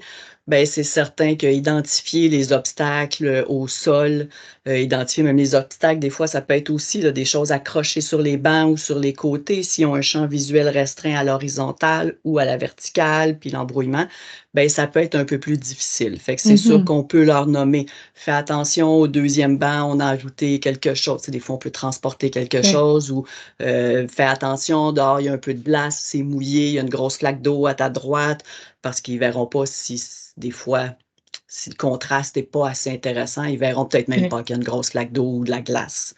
Puis c'est sûr que ces enfants-là, ben, comme ils ne voient pas clair, de voir qu'on les regarde eux, qu'il y a un contact visuel, ben, ils ne voient pas. Fait qu'ils vont savoir qu'on parle à quelqu'un, mais est-ce que c'est vraiment à eux? Fait que c'est sûr que de les nommer avant, ben, Martin, Jean-François, je veux te dire, ben, au moins ils savent que c'est à eux qu'on parle. Donc, ça va un petit peu aider l'attention et l'écoute. On peut proposer de l'aide avant de la nommer. Je l'ai mentionné un petit peu plus tôt là, dans les caractéristiques, c'est quand même des élèves autonomes. Même un élève fonctionnellement aveugle, celui que j'ai présentement, il veut monter les marches tout seul pour monter dans l'autobus. Mais c'est sûr que si là, les marches ne sont pas à la même hauteur ou qu'il y a quelque chose de nouveau, ça se pourrait qu'il accepte de l'aide, mais ils sont quand même capables d'être autonomes. Ben, il faut leur permettre aussi là, le temps nécessaire dans les déplacements. S'ils sont assis derrière l'autobus, ben, s'il y a beaucoup de choses, ben, on va leur laisser le temps de se déplacer. Puis peut-être pour aider ça aussi un peu, ben, on pourrait les prévenir à l'avance. Que le prochain arrêt, c'est le leur. Fait que Samuel, prochain arrêt, c'est le tien. Fait que déjà, s'il y a sa boîte à lunch à ramasser, ben, le temps qu'on se déplace, je sais qu'ils ne peuvent pas se lever avant, mais au moins, il va pouvoir se ramasser ses choses ou remettre sa tuque sans la chercher ou sans tomber par terre. Fait que ça permet d'un petit peu diminuer tout ça. Puis il y a l'ajustement aussi de la luminosité. Là. Quand il monte, ça se peut que l'enfant arrête parce que là, oups, ses verres étaient foncés. Le quelques secondes que ça prend, puis la même chose en descendant. Puis quand ben, l'enfant monte dans notre autobus, ben, ça peut être bien de s'identifier. Déjà, lui, ça va un petit peu le rassurer, de dire je suis dans le bon autobus. Fait que, Ouais. bonjour Anna. Fait que, OK, le chauffeur il connaît mon nom. Ben, ça veut dire que je suis dans le bon autobus, j'ai reconnu sa voix parce que souvent vous êtes à contre-jour aussi. Il y a la lumière derrière vous. Puis là, les verres ne sont pas ajustés. Il ne vous reconnaîtra pas. Fait que ça peut être intéressant, malgré que moi, j'essaie de travailler avec eux, qu'ils le demandent. Je suis bien dans l'autobus ou qu'ils disent bonjour et votre nom. Fait comme ça, s'ils se font dire je ne suis pas un tel, ben là, ils vont se poser des questions sur le numéro d'autobus parce qu'il y a des remplaçants aussi, c'est normal. Puis il y a certains élèves aussi, mais ça va vous être mentionné, qu'il faudrait aller chercher selon la distance, ou je sais aussi qu'il y a des élèves aussi que c'est déjà mentionné que l'arrêt, de toute façon, c'est prévu est devant la maison pour pas qu'ils traversent la rue, mais la plupart sont capables de traverser la rue. Ça, tout ça est déjà évalué. Vous n'avez pas à vous poser de questions là-dessus. Nous, on l'a évalué à l'avance, fait que vous allez être prévenus s'il y a une petite caractéristique comme ça. Puis, il y a OK. des élèves aussi qui doivent être attendus à la maison par un parent. Ben, on sait que des fois, le parent peut être pris dans le trafic un peu. Moi, j'ai déjà eu des très gentils chauffeurs qui voyaient que si la maman n'était pas là, passaient tout droit, allaient reconduire, l'autre arrêt revenait et la maman était là. Ou s'il y a un autre ami, on peut aussi demander est-ce que tu peux aller reconduire un petit ami de confiance dans l'autobus. C'est Là. super, Ça ça. peut être gentil. Mais est-ce qu'on peut se dire qu'une chose à retenir, c'est que l'élève qui souhaite être autonome, on peut lui proposer de l'aide. Si l'aide est refusée par l'élève, on le laisse aller avec son autonomie. Oui, oui, OK. c'est On sûr. respecte ça. Sauf si on voit qu'il risque de se mettre en danger, qu'il ne voit pas les voitures, mais de toute façon, ça va vous être nommé. Mais oui, on peut le laisser aller. Fais juste le prévenir. C'est beau, je m'informais, voir si aujourd'hui tu avais besoin d'aide. Je te surveille. Vas-y, bonne journée. Oh. Génial. Merci, Caroline. Merci.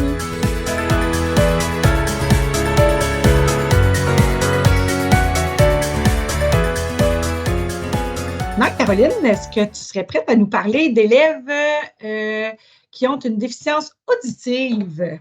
Certainement. Donc, nos élèves qui ont une déficience auditive, ça va être des élèves qui généralement vont avoir un appareillage auditif, que ce soit une prothèse auditive, contour d'oreille, ou même nos grands peuvent avoir un intra qu'on ne voit pas, un implant BAA, un implant cochléaire. Bien, tous ces appareillages-là ne rendent pas une audition normale et amplifient tous les sons. Donc, dans un autobus ou en attendant l'autobus, sur un quai où il y a beaucoup de bruit de moteur, le vent dans les micros des appareils, une tuque par-dessus, les amis qui crient, ben, ça peut être un petit peu plus difficile pour cet élève-là là, de comprendre ce qui se passe autour de lui et que notre voix ressorte. Et selon le niveau d'audition, ben, l'élève peut comprendre mieux certaines voix et moins bien comprendre certaines voix aussi. Donc, ce qui fait en sorte que ça se peut qu'il ne nous comprenne pas, ne comprenne pas un ami ou qu'il même demande à un autre ami de répéter qu'est-ce qu'il m'a dit. C'est pas parce que la personne parle mal, c'est juste parce que des fois, c'est une question de lecture labiale, de voix. Fait que naturellement, inconsciemment, l'élève, des fois, a appris à demander à quelqu'un d'autre de répéter. Et souvent, c'est des élèves, ben, pas souvent, ouais, souvent, qui peuvent avoir une expression verbale un peu restreinte, hein, qui n'auront peut-être pas les mêmes mots que les autres. Donc, la compréhension aussi des mots qu'on utilise peuvent des fois être un petit peu plus, peut être un peu plus difficile. C'est important d'établir un contact visuel parce que inconsciemment, ils ne le savent pas tous, mais ils font de la lecture labiale. Donc, ils vont compléter ce que l'appareil va chercher, ce que je lis là, les deux, le cerveau va les assembler. Puis en OK. même temps, on s'assure que ben, il y a plus de chances qu'ils nous écoutent et qu'ils nous comprennent que s'il est en train de regarder ailleurs. Moi, je dis tout le temps, tu ne peux pas écouter le mur avec tes yeux, tu dois écouter avec tes yeux et avec tes oreilles. Et avec toute l'amplification qu'ils ont, ben, c'est sûr que bien des fois, ils ont de la difficulté à moduler le ton de la voix. Fait que c'est nos petits amis, des fois, qui parlent trop fort dans l'autobus parce qu'ils ont besoin de s'entendre pour se comprendre, ou qui parlent rarement, mais des fois pas assez fort parce qu'ils sont tellement fait dire tu parles trop fort, baisse le ton, que là, ils parlent plus assez fort. Mais très souvent, c'est nos élèves qu'on pense qu'ils crient, mais non, c'est parce qu'ils ont besoin d'aller au-dessus du son pour s'entendre. Puis dans l'autobus, ben, bien entendu, il peut y avoir un inconfort parce qu'il y a beaucoup de bruit, il y a beaucoup de voix. Mhm. Fait qu'il y a des élèves qui vont même peut-être fermer leur prothèse auditive quand ils arrivent dans l'autobus, surtout en fin de journée, là, s'ils ont eu une journée bien stimulante auditivement, fait qu'ils vont peut-être les fermer. Ça peut être un petit peu plus difficile pour eux, là, puis ils vont exprimer, là, sans le dire là, que c'est ça, mais ils vont être plus fatigués, ils vont être impatients, les petits conflits vont arriver parce qu'ils pensent qu'un a dit ça, mais l'autre l'a pas dit. Fait que c'est des petites caractéristiques de nos élèves avec une déficience auditive. Merci. Maintenant, Caroline, est-ce que tu serais en mesure de nous parler des interventions à privilégier avec les élèves qui ont une déficience auditive? Certainement. Donc, nos élèves avec une déficience auditive, c'est sûr que des fois, ils ont un petit peu de difficulté à comprendre ce qu'on leur dit. Parce qu'il y a beaucoup de bruit, ben, le son de notre voix ne se détache pas bien. Des fois, ils ne comprennent pas certains mots aussi qui peuvent nous sembler bien faciles, mais s'ils ne les ont pas utilisés, ils ne le savent pas. Donc, c'est sûr qu'il faut établir un contact visuel, s'assurer qu'ils nous écoutent, comme je l'ai dit un peu plus tôt, puis parler à une vitesse normale. Faut pas parler ultra lentement, ça sert à rien. Faut juste bien prononcer, ni trop, ni pas assez. Donc, si on OK. se met à bien ouvrir la bouche en articulant, ça les aidera pas à comprendre. Ils ont appris à lire sur des lèvres qui parlent normalement. Donc, si on se rend compte qu'on a peut-être parlé un peu trop vite, si on a peut-être, oui, un petit peu mâché certains mots, si on mâche une gomme, il faut se la mettre dans le coin de la bouche pour pas la mâcher parce que ça fait des petits mouvements qui rajoutent des syllabes muettes. Donc ça peut aider. Fait qu'on utilise des mots simples, des phrases courtes. L'élève nous a pas compris, on le répète une fois. Ça se peut aussi faire « Hein? » Ben, il va juste les valider à une deuxième fois, mais si la deuxième fois, il n'a toujours pas compris, on change nos mots. Ou on peut ajouter un indice visuel, faire un geste, dire « Va t'asseoir, viens ici, non, je t'ai pas dit ça. » Des gestes naturels, la plupart de nos élèves, même présentement tous, mais ça peut changer, ne connaissent pas la langue des signes. Donc, on ne se met pas alors, si vous avez pris un cours de langue des signes québécoise, ça sert à peu près à rien de faire ça. Puis, en cas vraiment d'incompréhension, on peut demander l'aide d'un père. Peux-tu lui répéter ce que je viens de lui dire? Peut-être que si c'est un ami qui connaît bien, l'ami inconsciemment va savoir les mots à utiliser ou va juste lui répéter parce que la distance va être plus courte aussi. Donc, lire sur des lèvres, quand on est dans le fond de l'autobus, les petites babines sont tout petites, c'est dur de lire dessus. Ça se peut qu'on soit en contre-jour, qu'il y a de la difficulté aussi à les voir, alors que l'ami est juste à côté de lui, tout près de lui, ben, ça va aider. Et ben, pour attirer son attention aussi, on peut dire son prénom, mais là, s'il y a trop de bruit, ça se peut que même le mot qu'il entend le plus souvent dans sa vie, son prénom, il ne soit pas capable de le percevoir. Bon, on peut demander à un ami à côté, dire « Peux-tu lui taper sur l'épaule et lui demander de me regarder? » On ne passe pas toujours non plus par le père, dire « Dis-lui de… » Non, on peut s'adresser directement à l'élève. C'est juste en cas vraiment de bris de communication, d'impossibilité où là, on est vraiment trop pressé, il faut qu'il descende. Ben là, on peut prendre l'aide d'un père. Puis, il ne faut pas sous-estimer leur capacité cognitive. C'est sûr que quand ils sont tout petits, des fois, hein, leur façon de prononcer, peut-être pas tout à fait pareil comme celle des autres, ben, il ne faut pas se mettre à leur parler en bébé. On va leur parler normalement, avec les mots simples, les phrases courtes, puis ça devrait bien aller. Merci beaucoup, Caroline, pour toutes ces précieuses informations. Ça me fait plaisir.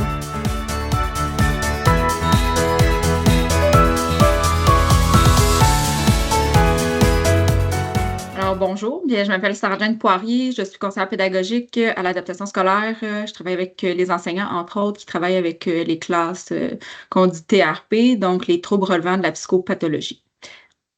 Super, merci Sarah-Jane d'avoir participé à notre invitation. Est-ce que tu peux nous décrire en fait c'est qui ces enfants qui ont un trouble relevant de la psychopathologie? Oui, en fait, ces élèves, dans le fond de nos classes TRP qu'on dit, en fait, ils ont des grands dysfonctionnements par rapport sur le plan émotif, sur le plan cognitif et aussi sur le plan relationnel. C'est sûr que c'est des élèves qui ont plusieurs diagnostics associés. Ils peuvent avoir un SGT, donc un syndrome de la Tourette, on va en parler dans une autre capsule. Ils peuvent avoir un TDAH, donc trouble déficitaire de l'attention avec hyperactivité. Ils peuvent avoir des troubles anxieux, des troubles de l'humeur, des troubles d'attachement. Ils peuvent aussi avoir des comportements qui sont désorganisés, peuvent être perturbés parce qu'ils sont un peu plus anxieux. Par exemple, un matin, ils pourraient se lever, vivre une situation X à l'école, puis se dire ah ben là, devenir envahi par cette émotion-là, donc pas vouloir rentrer, par exemple, dans la berline ou dans l'autobus. C'est certain aussi que, bon, ils ont des difficultés au niveau de la régulation de leurs émotions. Donc, tout ce qui est une émotion peut être vécue de façon très intense. Puis, par rapport à ça, des fois, il y en a qui vont vivre la situation différemment. On va avoir des élèves qui peuvent, par exemple, fuir. Donc, arriver à la berline, ils vivent quelque chose, une émotion forte, ils voient un danger. Donc, ils pourraient, par exemple, éviter d'aller à l'autobus, s'enfuir. Sans l'annoncer, là. Pardon? Sans l'annoncer, là, bien évidemment. Là, sans l'annoncer. OK. Il y en a d'autres qui pourraient tout simplement figer. Donc, pas répondre, être comme un peu désactivé, on va dire. Puis, il y en a d'autres qui pourraient combattre, entre guillemets, là, avoir l'air plus menaçant, essayer de provoquer. Tout ça parce qu'il y a eu, par exemple, un changement dans, par exemple, le chauffeur d'autobus. Le chauffeur d'autobus qui est là, le chauffeur de berline, ben, c'est pas le même.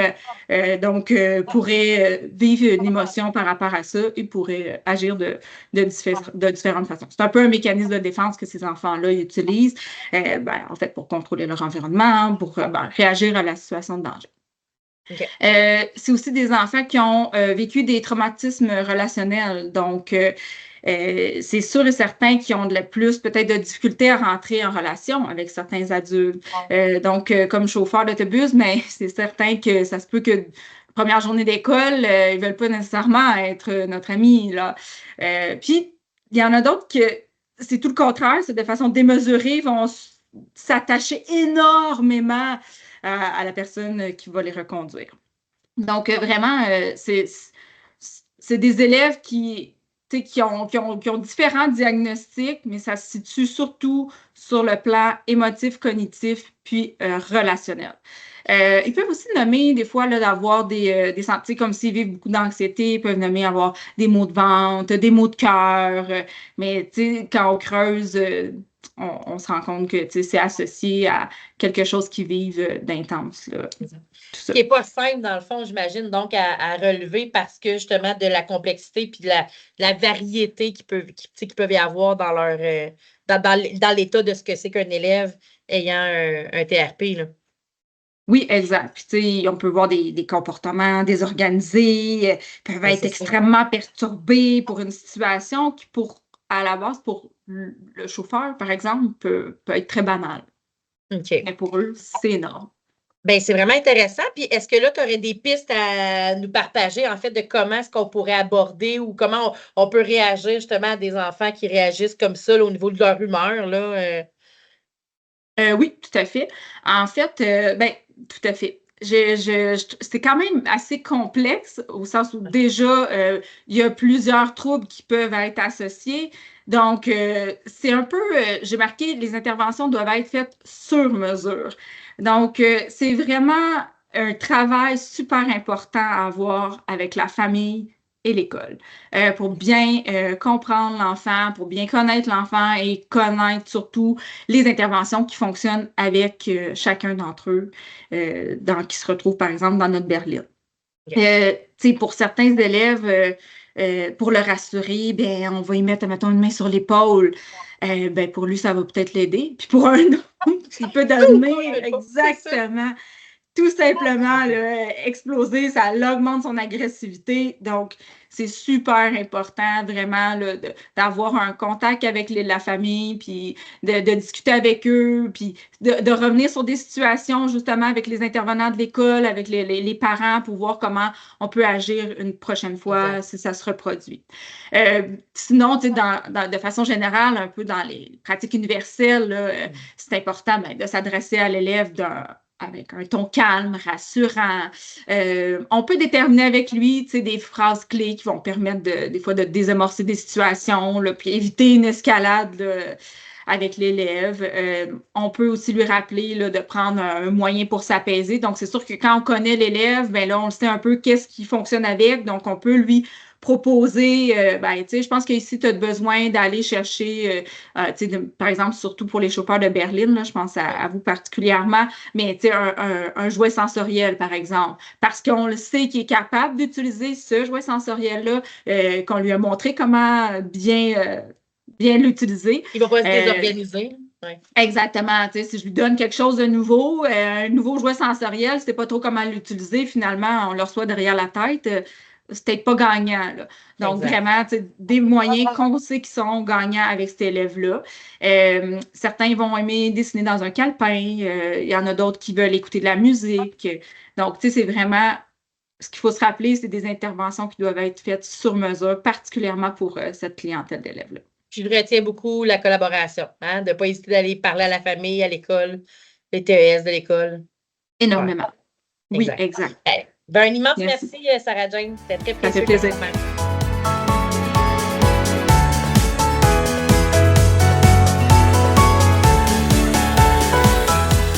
Alors, bonjour Marie-Josée. Alors, je me présente. Je m'appelle Sarah-Jane Poirier. Je suis conseillère pédagogique en adaptation scolaire. Je travaille auprès des enseignants des classes spécialisées. Alors, je vais vous présenter aujourd'hui, je vais vous parler brièvement là, un peu du TDAH, donc le trouble déficitaire de l'attention avec hyperactivité. J'ai mis 3 mots au début, j'ai mis 3 mots-clés, selon moi. Là. Donc, quand on parle de TDAH, on parle d'inattention, d'impulsivité et d'hyperactivité. Donc, c'est vraiment des enfants qui vont parfois pas sembler nous écouter quand on leur parle. Qui ont de la difficulté à se conformer aux consignes. Ils ont de la difficulté à s'organiser, ils sont peut-être éparpillés, ils vont perdre leurs choses. C'est sûr que lorsqu'ils vont descendre de l'autobus, ça se peut qu'ils aient oublié la petite mitaine, la boîte à lunch, que lorsqu'ils rentrent dans l'autobus, le sac à dos soit complètement ouvert parce que la cloche a sonné, puis Timinou, il est arrivé à la course parce que là, il cherchait son cartable, puis là, tout est désorganisé, tout tombe dans son sac. Ça se pourrait. C'est des enfants qui ont aussi de la difficulté à rester calmes, ils peuvent se tortiller sur leur siège. C'est sûr que dans la berline, ils sont attachés. Donc, tu sais, déjà là, il y a comme une façon de les contrôler, entre guillemets.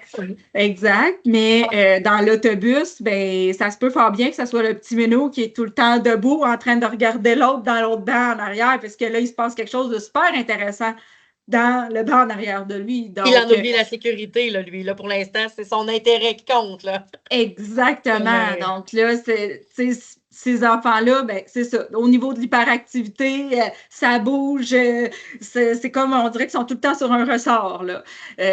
Au niveau de l'impulsivité, ça peut être aussi dans les paroles, impulsivité dans les gestes. Ils vont faire des choses sans trop réfléchir, on va dire. Inattention, là, c'est ça, comme je disais tantôt, là, au niveau de, c'est difficile pour eux dans l'organisation, dans capter l'attention sur une longue période. C'est des enfants aussi, des fois, on va les remarquer, ils sont très verbomoteurs. Ils ont beaucoup de choses à raconter. Si on les place derrière nous dans l'autobus ou dans inévitablement dans la berline sont près de nous, mais ils ont beaucoup de choses à dire. Et ils ne vont pas nécessairement se soucier que toi, tu n'as pas compris quelque chose puis que tu as le goût de poser une question à ce moment-là. Donc, ça se pourrait qu'on dise, par exemple, « mais attends, est-ce que tu pourrais venir juste spécifier telle chose? » Là, on vient de désorganiser sa pensée. Et là, dans la gestion des émotions, des fois, ces enfants-là peuvent effectivement réagir fortement. Oui, exactement. Donc, c'est vraiment des enfants qui, c'est ça, au niveau de l'attention, de l'impulsivité, de l'hyperactivité, c'est ce qui ressort dans le TDAH. Ils ont aussi un sens de la justice très grand. Ils peuvent remettre aussi beaucoup en question les interventions de un et l'autre, là. Donc, la madame, le monsieur a dit telle affaire. Ils s'en mêler aussi, là. Oui. Oui, exact. Oui, aussi se mêler des problèmes des autres, essayer de gérer aussi la situation, essayer de si c'est un remplaçant dans l'autobus, l'enfant pourrait aussi très bien décider que lui, il a pris en charge le trajet et qu'il sait c'est quoi le trajet. Alors, il pourrait effectivement donner les indications au chauffeur d'autobus et a besoin de ça. Donc, des fois, c'est aussi juste de se dire, tu sais, je vais le laisser. Mais des fois, ils sont plusieurs à vouloir aussi gérer le trajet. Oui, Là, c'est une autre gestion.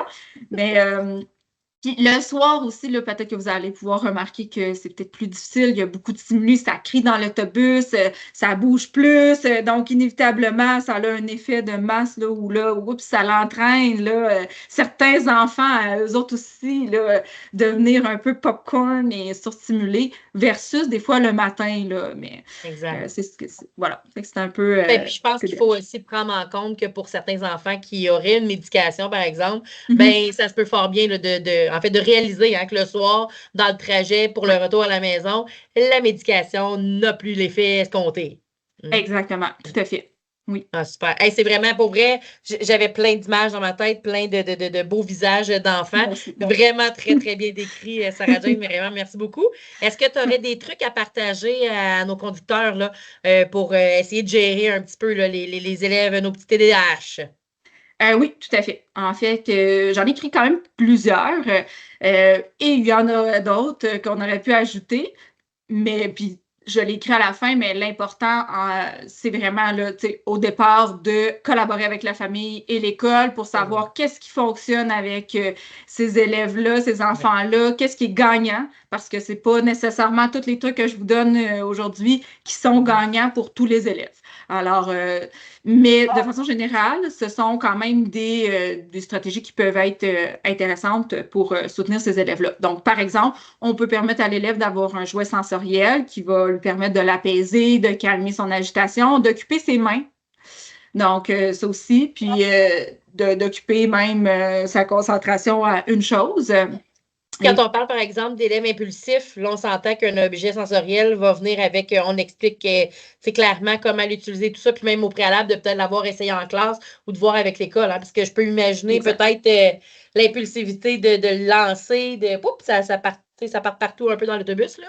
Oui, puis l'imaginaire, des fois aussi des enfants, tu peux trouver une autre fonction à ce jouet sensoriel-là. Donc, c'est exactement là que je m'en allais, Marie-Josée. C'est important. En lien avec la collaboration avec la famille et l'école, naturellement, si je choisis de proposer un jouet sensoriel parce que j'en ai dans ma berline, j'en ai dans mon autobus, eh bien, c'est important d'avoir validé auprès des personnes qui travaillent auprès de l'élève, ben si cet objet-là, ce jouet sensoriel-là est bien compris, bien utilisé, bien maîtrisé, et aussi convenir avec l'enfant, tu sais, quand on voit que, ben, peut-être qu'il y en aurait besoin, est-ce que tu voudrais-tu l'avoir, ce jouet-là, ton pop-it, par exemple, à ce moment-là. Donc, vraiment, super important. On peut rappeler à l'élève l'espace qui lui est réservé dans l'autobus, faire des petits rappels amicaux. Donc, voici ton espace, ton banc. C'est là. Tu ne devrais pas t'en aller le pied dans le corridor, dans l'allée. On pourrait prendre là, un bon, je m'en ai dire un papier collant, là, mais un bon vieux gros tape jaune. Tu sais, exemple, là, pour dire, ben, ça s'arrête là parce que ils sont impulsifs, ils ont le goût d'aller voir le petit minou parce qu'ils ont quelque chose en tête. Fait que l'autre, son ami à côté, là, qui est dans le banc, là, un petit peu plus loin, ben, comment qu'il va faire pour y dire là, maintenant, l'affaire qu'il veut dire super importante pour lui. Exact. Fait que, tu sais, d'avoir des repères visuels pour l'enfant. Naturellement, s'adresser à l'élève avec un ton calme, rassurant. Établir des limites claires concernant les comportements dans le transport. On peut ignorer là, certains comportements mineurs. Puis quand je dis mineurs, je pense à des comportements qui peuvent être agaçants, mais qui n'ont pas vraiment d'impact sur le bon fonctionnement dans l'autobus. Et pas la sécurité, le danger de l'élève ou des autres, c'est ça? Voilà, exact. S'abstenir de montrer des signes d'exaspération devant des comportements involontaires. C'est ça. On comprend. Ouais, un petit... Je suis plus capable. On peut le garder pour nous. Ça vient juste comme, de toute façon, alimenter l'enfant qui est conscient là, de ces petits signes-là. On peut prévenir l'apparition d'agitation en plaçant l'élève dans notre champ de vision visuel. C'est sûr que bon, on a tout une espèce de rétroviseur, mais des fois de le mettre un petit peu plus de façon stratégique près de nous pour intervenir plus rapidement. On peut aussi convenir avec l'élève d'un signe quelconque lorsqu'il adopte un comportement qui peut déranger le trajet. Ben, on peut avoir convenu pour exactement ou cesser comme complètement le comportement qu'on voit apparaître. Et puis, ben, là, je l'avais marqué à la fin, mais je l'ai dit tantôt, là, collaborer avec la famille et l'école. Super. Puis peut-être que je en rajouterai un que j'ai pas mis, mais j'en ai parlé un peu, mais tu sais, faire un petit rappel à l'élève, là, « as-tu toutes tes choses avant de sortir, ton sac, tes mitaines, ta tuque, ta boîte à lunch, puis quand on le voit arriver un peu désorganisé dans l'autobus ou dans la berline, tu sais, à la limite, on prend son sac, « viens, mon petit minou, je vais t'aider. » Oui, ben, ton sac. Puis là, tu vois, tu me fais penser même peut-être avoir un pairage avec un élève, un ami qui serait capable de lui faire cette forme de supervision-là, si nous, on y pense pas. C'est intéressant aussi. Des bons trucs. Ah ben super. Vraiment, merci beaucoup, Sarah-Jane. Ça fait plaisir. Je pense que ça va être très utile pour nos conducteurs. Merci. Merci. Bye.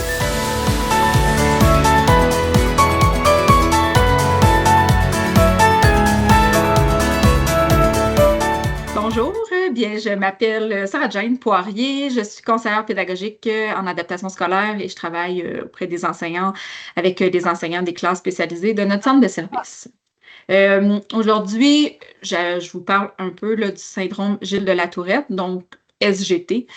Quand on pense à SGT, on va souvent évoquer là, des symptômes là, vraiment spectaculaires, là, proférer des insultes et des obscénités là, involontaires. Je ne donnerai pas d'exemple, mais vous voyez un peu le genre, là, donc, les gens autour vont l'associer à ça, là, des mauvais mots, des insultes dites de façon répétitive. Mais ces symptômes-là, ils apparaissent vraiment plus rarement dans le syndrome, là, qui va être plutôt des contractions musculaires qui sont plus ou moins complexes puis qui apparaissent dans des contextes particuliers. Donc, il pourrait avoir, par exemple, plus des tics sonores, des bruits de gorge, des bruits de bouche, renifler, bégayer. Il peut avoir, là, inévitablement, là, des mauvais mots. Là. Il peut aussi avoir des menaces verbales envers les autres.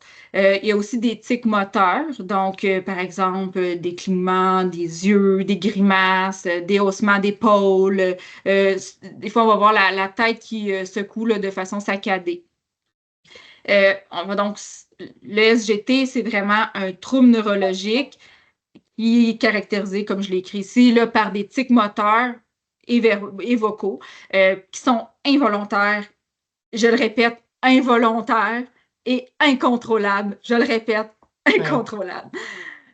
Donc, vraiment, là, les enfants qui ont un SGT, s'ils le font, c'est pas parce qu'ils ont un trouble du comportement, puis qu'ils vous écoutent pas, puis que c'est comme ça. C'est ce qui va arriver. C'est neurologique, ça va sortir. Donc, il y a aussi d'autres manifestations là, qui peuvent être associées au SGT, là, trouble obsessionnel compulsif, le TOC, des difficultés attentionnelles, il peut y avoir des problèmes de comportement aussi chez les enfants, mais principalement, là, c'est ça. C'est ce qu'on va voir, c'est des tics moteurs et vocaux. J'imagine que quand même, somme toute, même si c'est incontrôlable et involontaire, il doit y avoir des interventions là, plus efficaces que d'autres pour les soutenir et les aider, ces élèves-là. Dans le contexte de l'autobus, oui, tout à fait. Puis, il y a aussi, là, on ne rentrera pas, là, mais dans le traitement pharmacologique, là, il y a aussi inévitablement d'autres choses qui peuvent être faites. Mais sinon, dans l'ensemble, dans l'autobus ou dans la berline, c'est super important de toujours ignorer les tics de l'enfant. Donc, on n'en fait pas un cas. On laisse aller. Pas de commentaires. Oui. Exactement. S'il y a un élève qui vit une crise dans le transport, il faut aussi être tolérant par rapport aux propos. S'il sort des propos inadéquats, on devrait avoir une plus grande tolérance. Donc, en comprenant le pourquoi, donc c'est plus fort qu'eux, ça sort. J'imagine en prenant le temps aussi d'expliquer aux autres alentours, là, parce que si je suis un élève qui est victime finalement, l'élève m'attaque de par ses mots. Quand même, on peut préserver là, en le mentionnant qu'il y a peut-être justement que c'est un trouble, une difficulté, puis que l'élève ne se contrôle pas, là, pour ne pas arriver, je pense, à minimiser non plus, puis à penser que tout le monde peut commencer à faire ça. Là. Oui, tout à fait. Effectivement, Marc-Josée, c'est super important.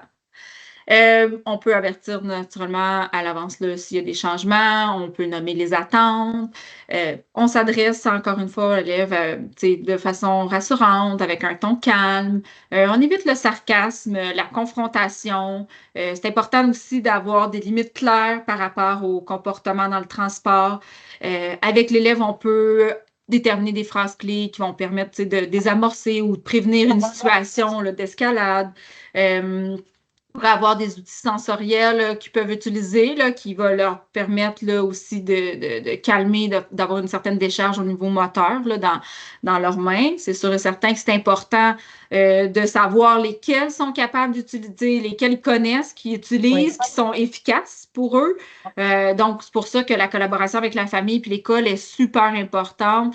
C'est les milieux placés pour nous aider à savoir comment intervenir auprès de l'enfant en question qui est dans notre berline ou dans l'autobus et puis savoir qu'est-ce qui fonctionne avec lui.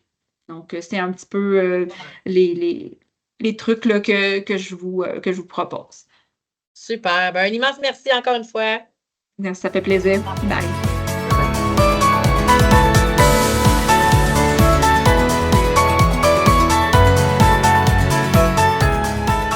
Alors bonjour, je m'appelle Sarah-Jane Poirier, je suis conseillère pédagogique en adaptation scolaire, donc je travaille avec les enseignants des classes spécialisées de notre centre de service.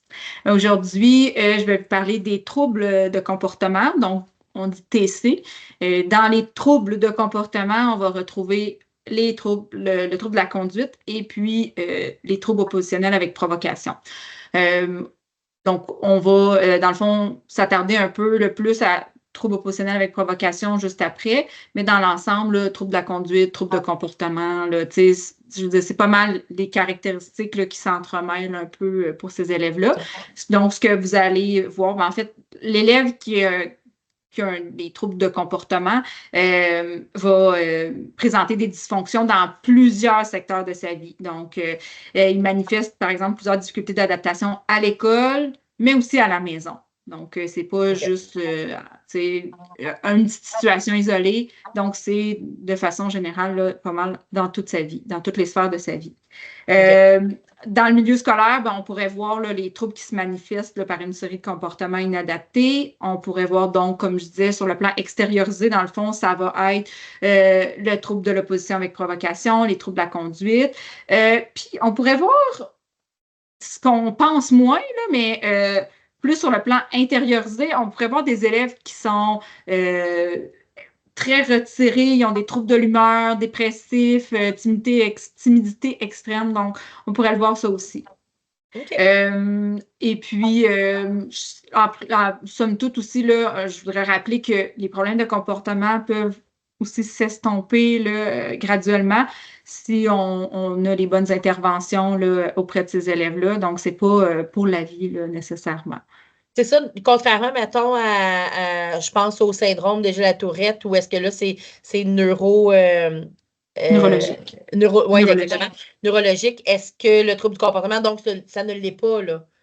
Non, exactement. Donc, avec les bonnes interventions, puis ça va finir par s'estomper, puis ça peut se corriger. Disparaître, exactement. Parfait. Donc, si on regarde le trouble oppositionnel avec provocation, l'élève peut, dans le fond, on va vraiment, c'est caractérisé par une désobéissance quasi générale. On pourrait dire ça comme ça. Donc, face à une consigne qui déplaît à l'enfant, il pourrait alors montrer soit de l'opposition passive, donc il peut sembler acquiescer à la demande, mais va omettre volontairement d'y donner suite. On pourrait avoir de l'opposition active, donc là, on le voit. L'enfant écrit, il frappe, lance des objets, il confronte, il va défier par un non en regardant dans les yeux. Donc, ça, c'est de l'opposition active. Et on a de l'opposition dite passive-agressive. Donc, l'enfant va sembler se conformer à la demande, faire ce qui est demandé par l'adulte, mais au passage, peut blesser un élève, peut briser accidentellement quelque chose là, en cours d'action. Donc, c'est des élèves aussi là, qui peuvent embêter les autres délibérément, être plus colériques, plus vivre des grosses colères. La gestion des émotions n'est pas toujours évidente. Ils peuvent faire aussi porter à l'autre la responsabilité de leurs erreurs ou de leur mauvaise conduite. Oui, mais c'est pas de ma faute, c'est la faute d'un tel. On va l'entendre. Il peut aussi être plus susceptible d'être agacé ou voyons, plus susceptible, donc ou d'agacer aussi les Oui. autres facilement. C'est sûr que c'est pas un critère ciblé, là, on en a plein d'élèves qui vont faire porter la faute sur l'autre. Ben, ça veut pas dire qu'ils ont un trouble positionnel avec provocation. On a qui sont très susceptibles, c'est la même chose. Donc, c'est plusieurs critères mis ensemble qui font le trouble ensemble. Donc, ça J'imagine qu'on va le voir aussi dans voyons, je veux dire, quand ça perdure, là, quand le comportement aussi a perduré dans un certain laps de temps. Exactement. Oui. OK, parfait. Oui. Puis là, ben, comme toute autre situation, problématique qu'on a présentée, je présume que tu as des belles stratégies, là, comment on peut agir avec ces élèves. Oui, tout à fait. J'en ai quelques-unes, c'est sûr, certain que, chaque élève est différent, chaque enfant est différent. C'est sûr et certain que tout ce qui est des pratiques universelles, déjà, c'est la base à mettre en place. Peu importe l'élève qui est devant nous, on peut, par exemple, lui donner une place stratégique dans le transport. Peut-être qu'on peut déterminer avec l'élève, par exemple, une place qui se sent bien, qui sent qu'il va fonctionner, puis mettre des limites, isoler des autres ou de certaines personnes avec qui ça peut moins bien fonctionner.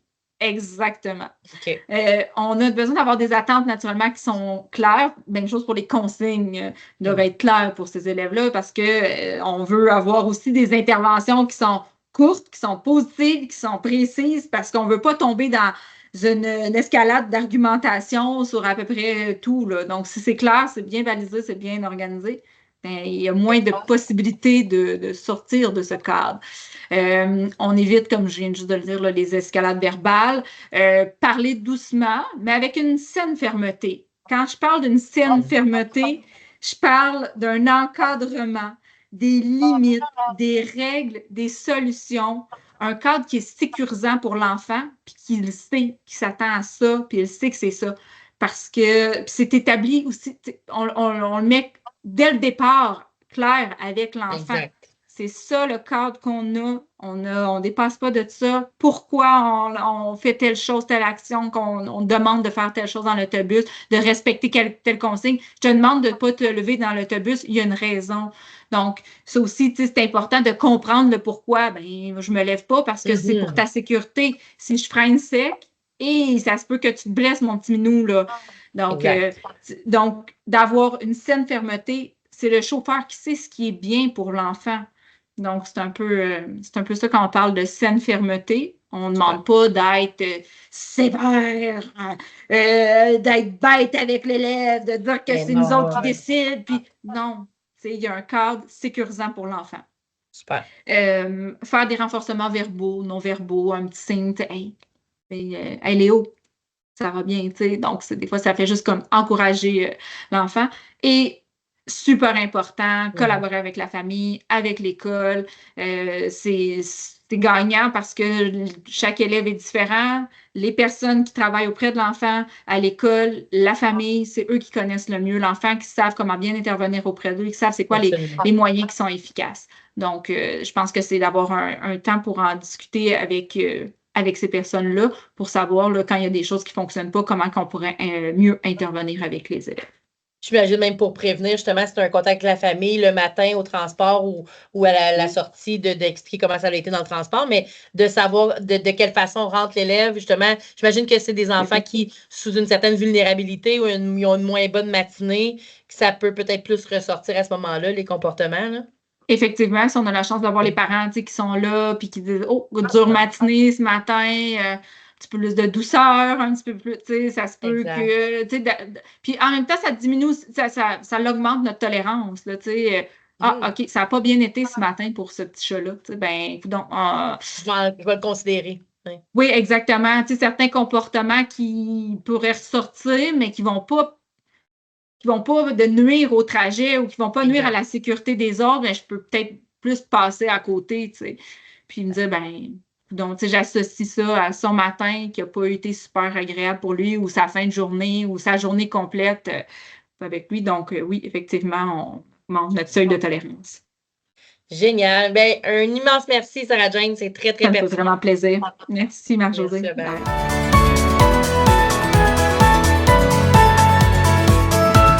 Un gros merci à tous nos spécialistes qui ont bien voulu collaborer pour cette belle capsule. Et on espère que les informations là, que vous y avez trouvées vous seront utiles dans votre autobus et que vous pourrez mettre en application certaines des interventions qui vous auront été présentées. Ça nous amène à la conclusion, à ne pas oublier, très, très, très, très, très important, qu'un enfant avec qui c'est plus difficile, hein, c'est pas parce qu'il veut pas, c'est souvent parce qu'il peut pas. La complexité de ces diagnostics, hein, parfois, il y en a plus qu'un. On appelle ça la comorbidité dans les diagnostics. Ça fait que c'est difficile de déterminer là, la fonction de son comportement, pour quelle raison il agit de telle ou telle façon. Alors, il faut essayer de comprendre tout ça dans la mesure du possible, d'où l'importance de la bonne communication avec les parents, puis avec l'école. Vraiment, vraiment, ça, c'est votre allié le plus grand dans l'accompagnement de ces élèves-là que vous recevez dans vos transports. On vous a déposé sur le site des transporteurs, là, sous l'onglet « Outils CSSRDN », un petit aide-mémoire sur les attitudes générales à privilégier face aux différents diagnostics des élèves. Alors, c'est en deux colonnes. D'un côté, vous avez les caractéristiques des différentes clientèles qu'on vous a présentées dans les capsules, mais aussi avec les attitudes gagnantes ou aidantes à privilégier de votre côté. On vous encourage à aller lire ce petit aide-mémoire-là, puis à vous l'imprimer peut-être, puis à le garder pas loin dans votre autobus. Ça pourrait vous être très utile éventuellement. À retenir pour le mot de la fin, hein, c'est que un élève, c'est plus qu'un diagnostic. Hein. C'était important pour vous de savoir, de connaître les caractéristiques générales des différents types de clientèle que vous recevez dans vos autobus ou dans vos berlines. Mais il faut aller vraiment, vraiment, vraiment au-delà du diagnostic. Hein. Un élève, c'est un mini-humain qui a des besoins spécifiques et c'est à ces besoins-là, à la réponse à ces besoins-là qu'il faut s'intéresser. Les mesures de prévention universelle, comme je vous en ai parlé plus tôt dans la capsule, demeurent les plus efficaces. Hein? Soyez curieux, intéressez-vous aux élèves, posez-leur des questions. Ils peuvent vous aider, ils peuvent vous accompagner et vous diriger dans la réponse à leurs besoins, c'est sûr. Donc, comme je le disais il y a quelques secondes, au-delà du diagnostic, le plus important, vraiment, c'est de répondre aux besoins spécifiques de l'enfant. Ils sont tous différents. Hein? Vous avez 2 élèves avec le même diagnostic qui n'auront pas nécessairement les mêmes besoins. C'est important de s'attarder vraiment aux besoins spécifiques de chacun. Alors, on vous dit un gros merci. On vous souhaite bonne route avec vos élèves.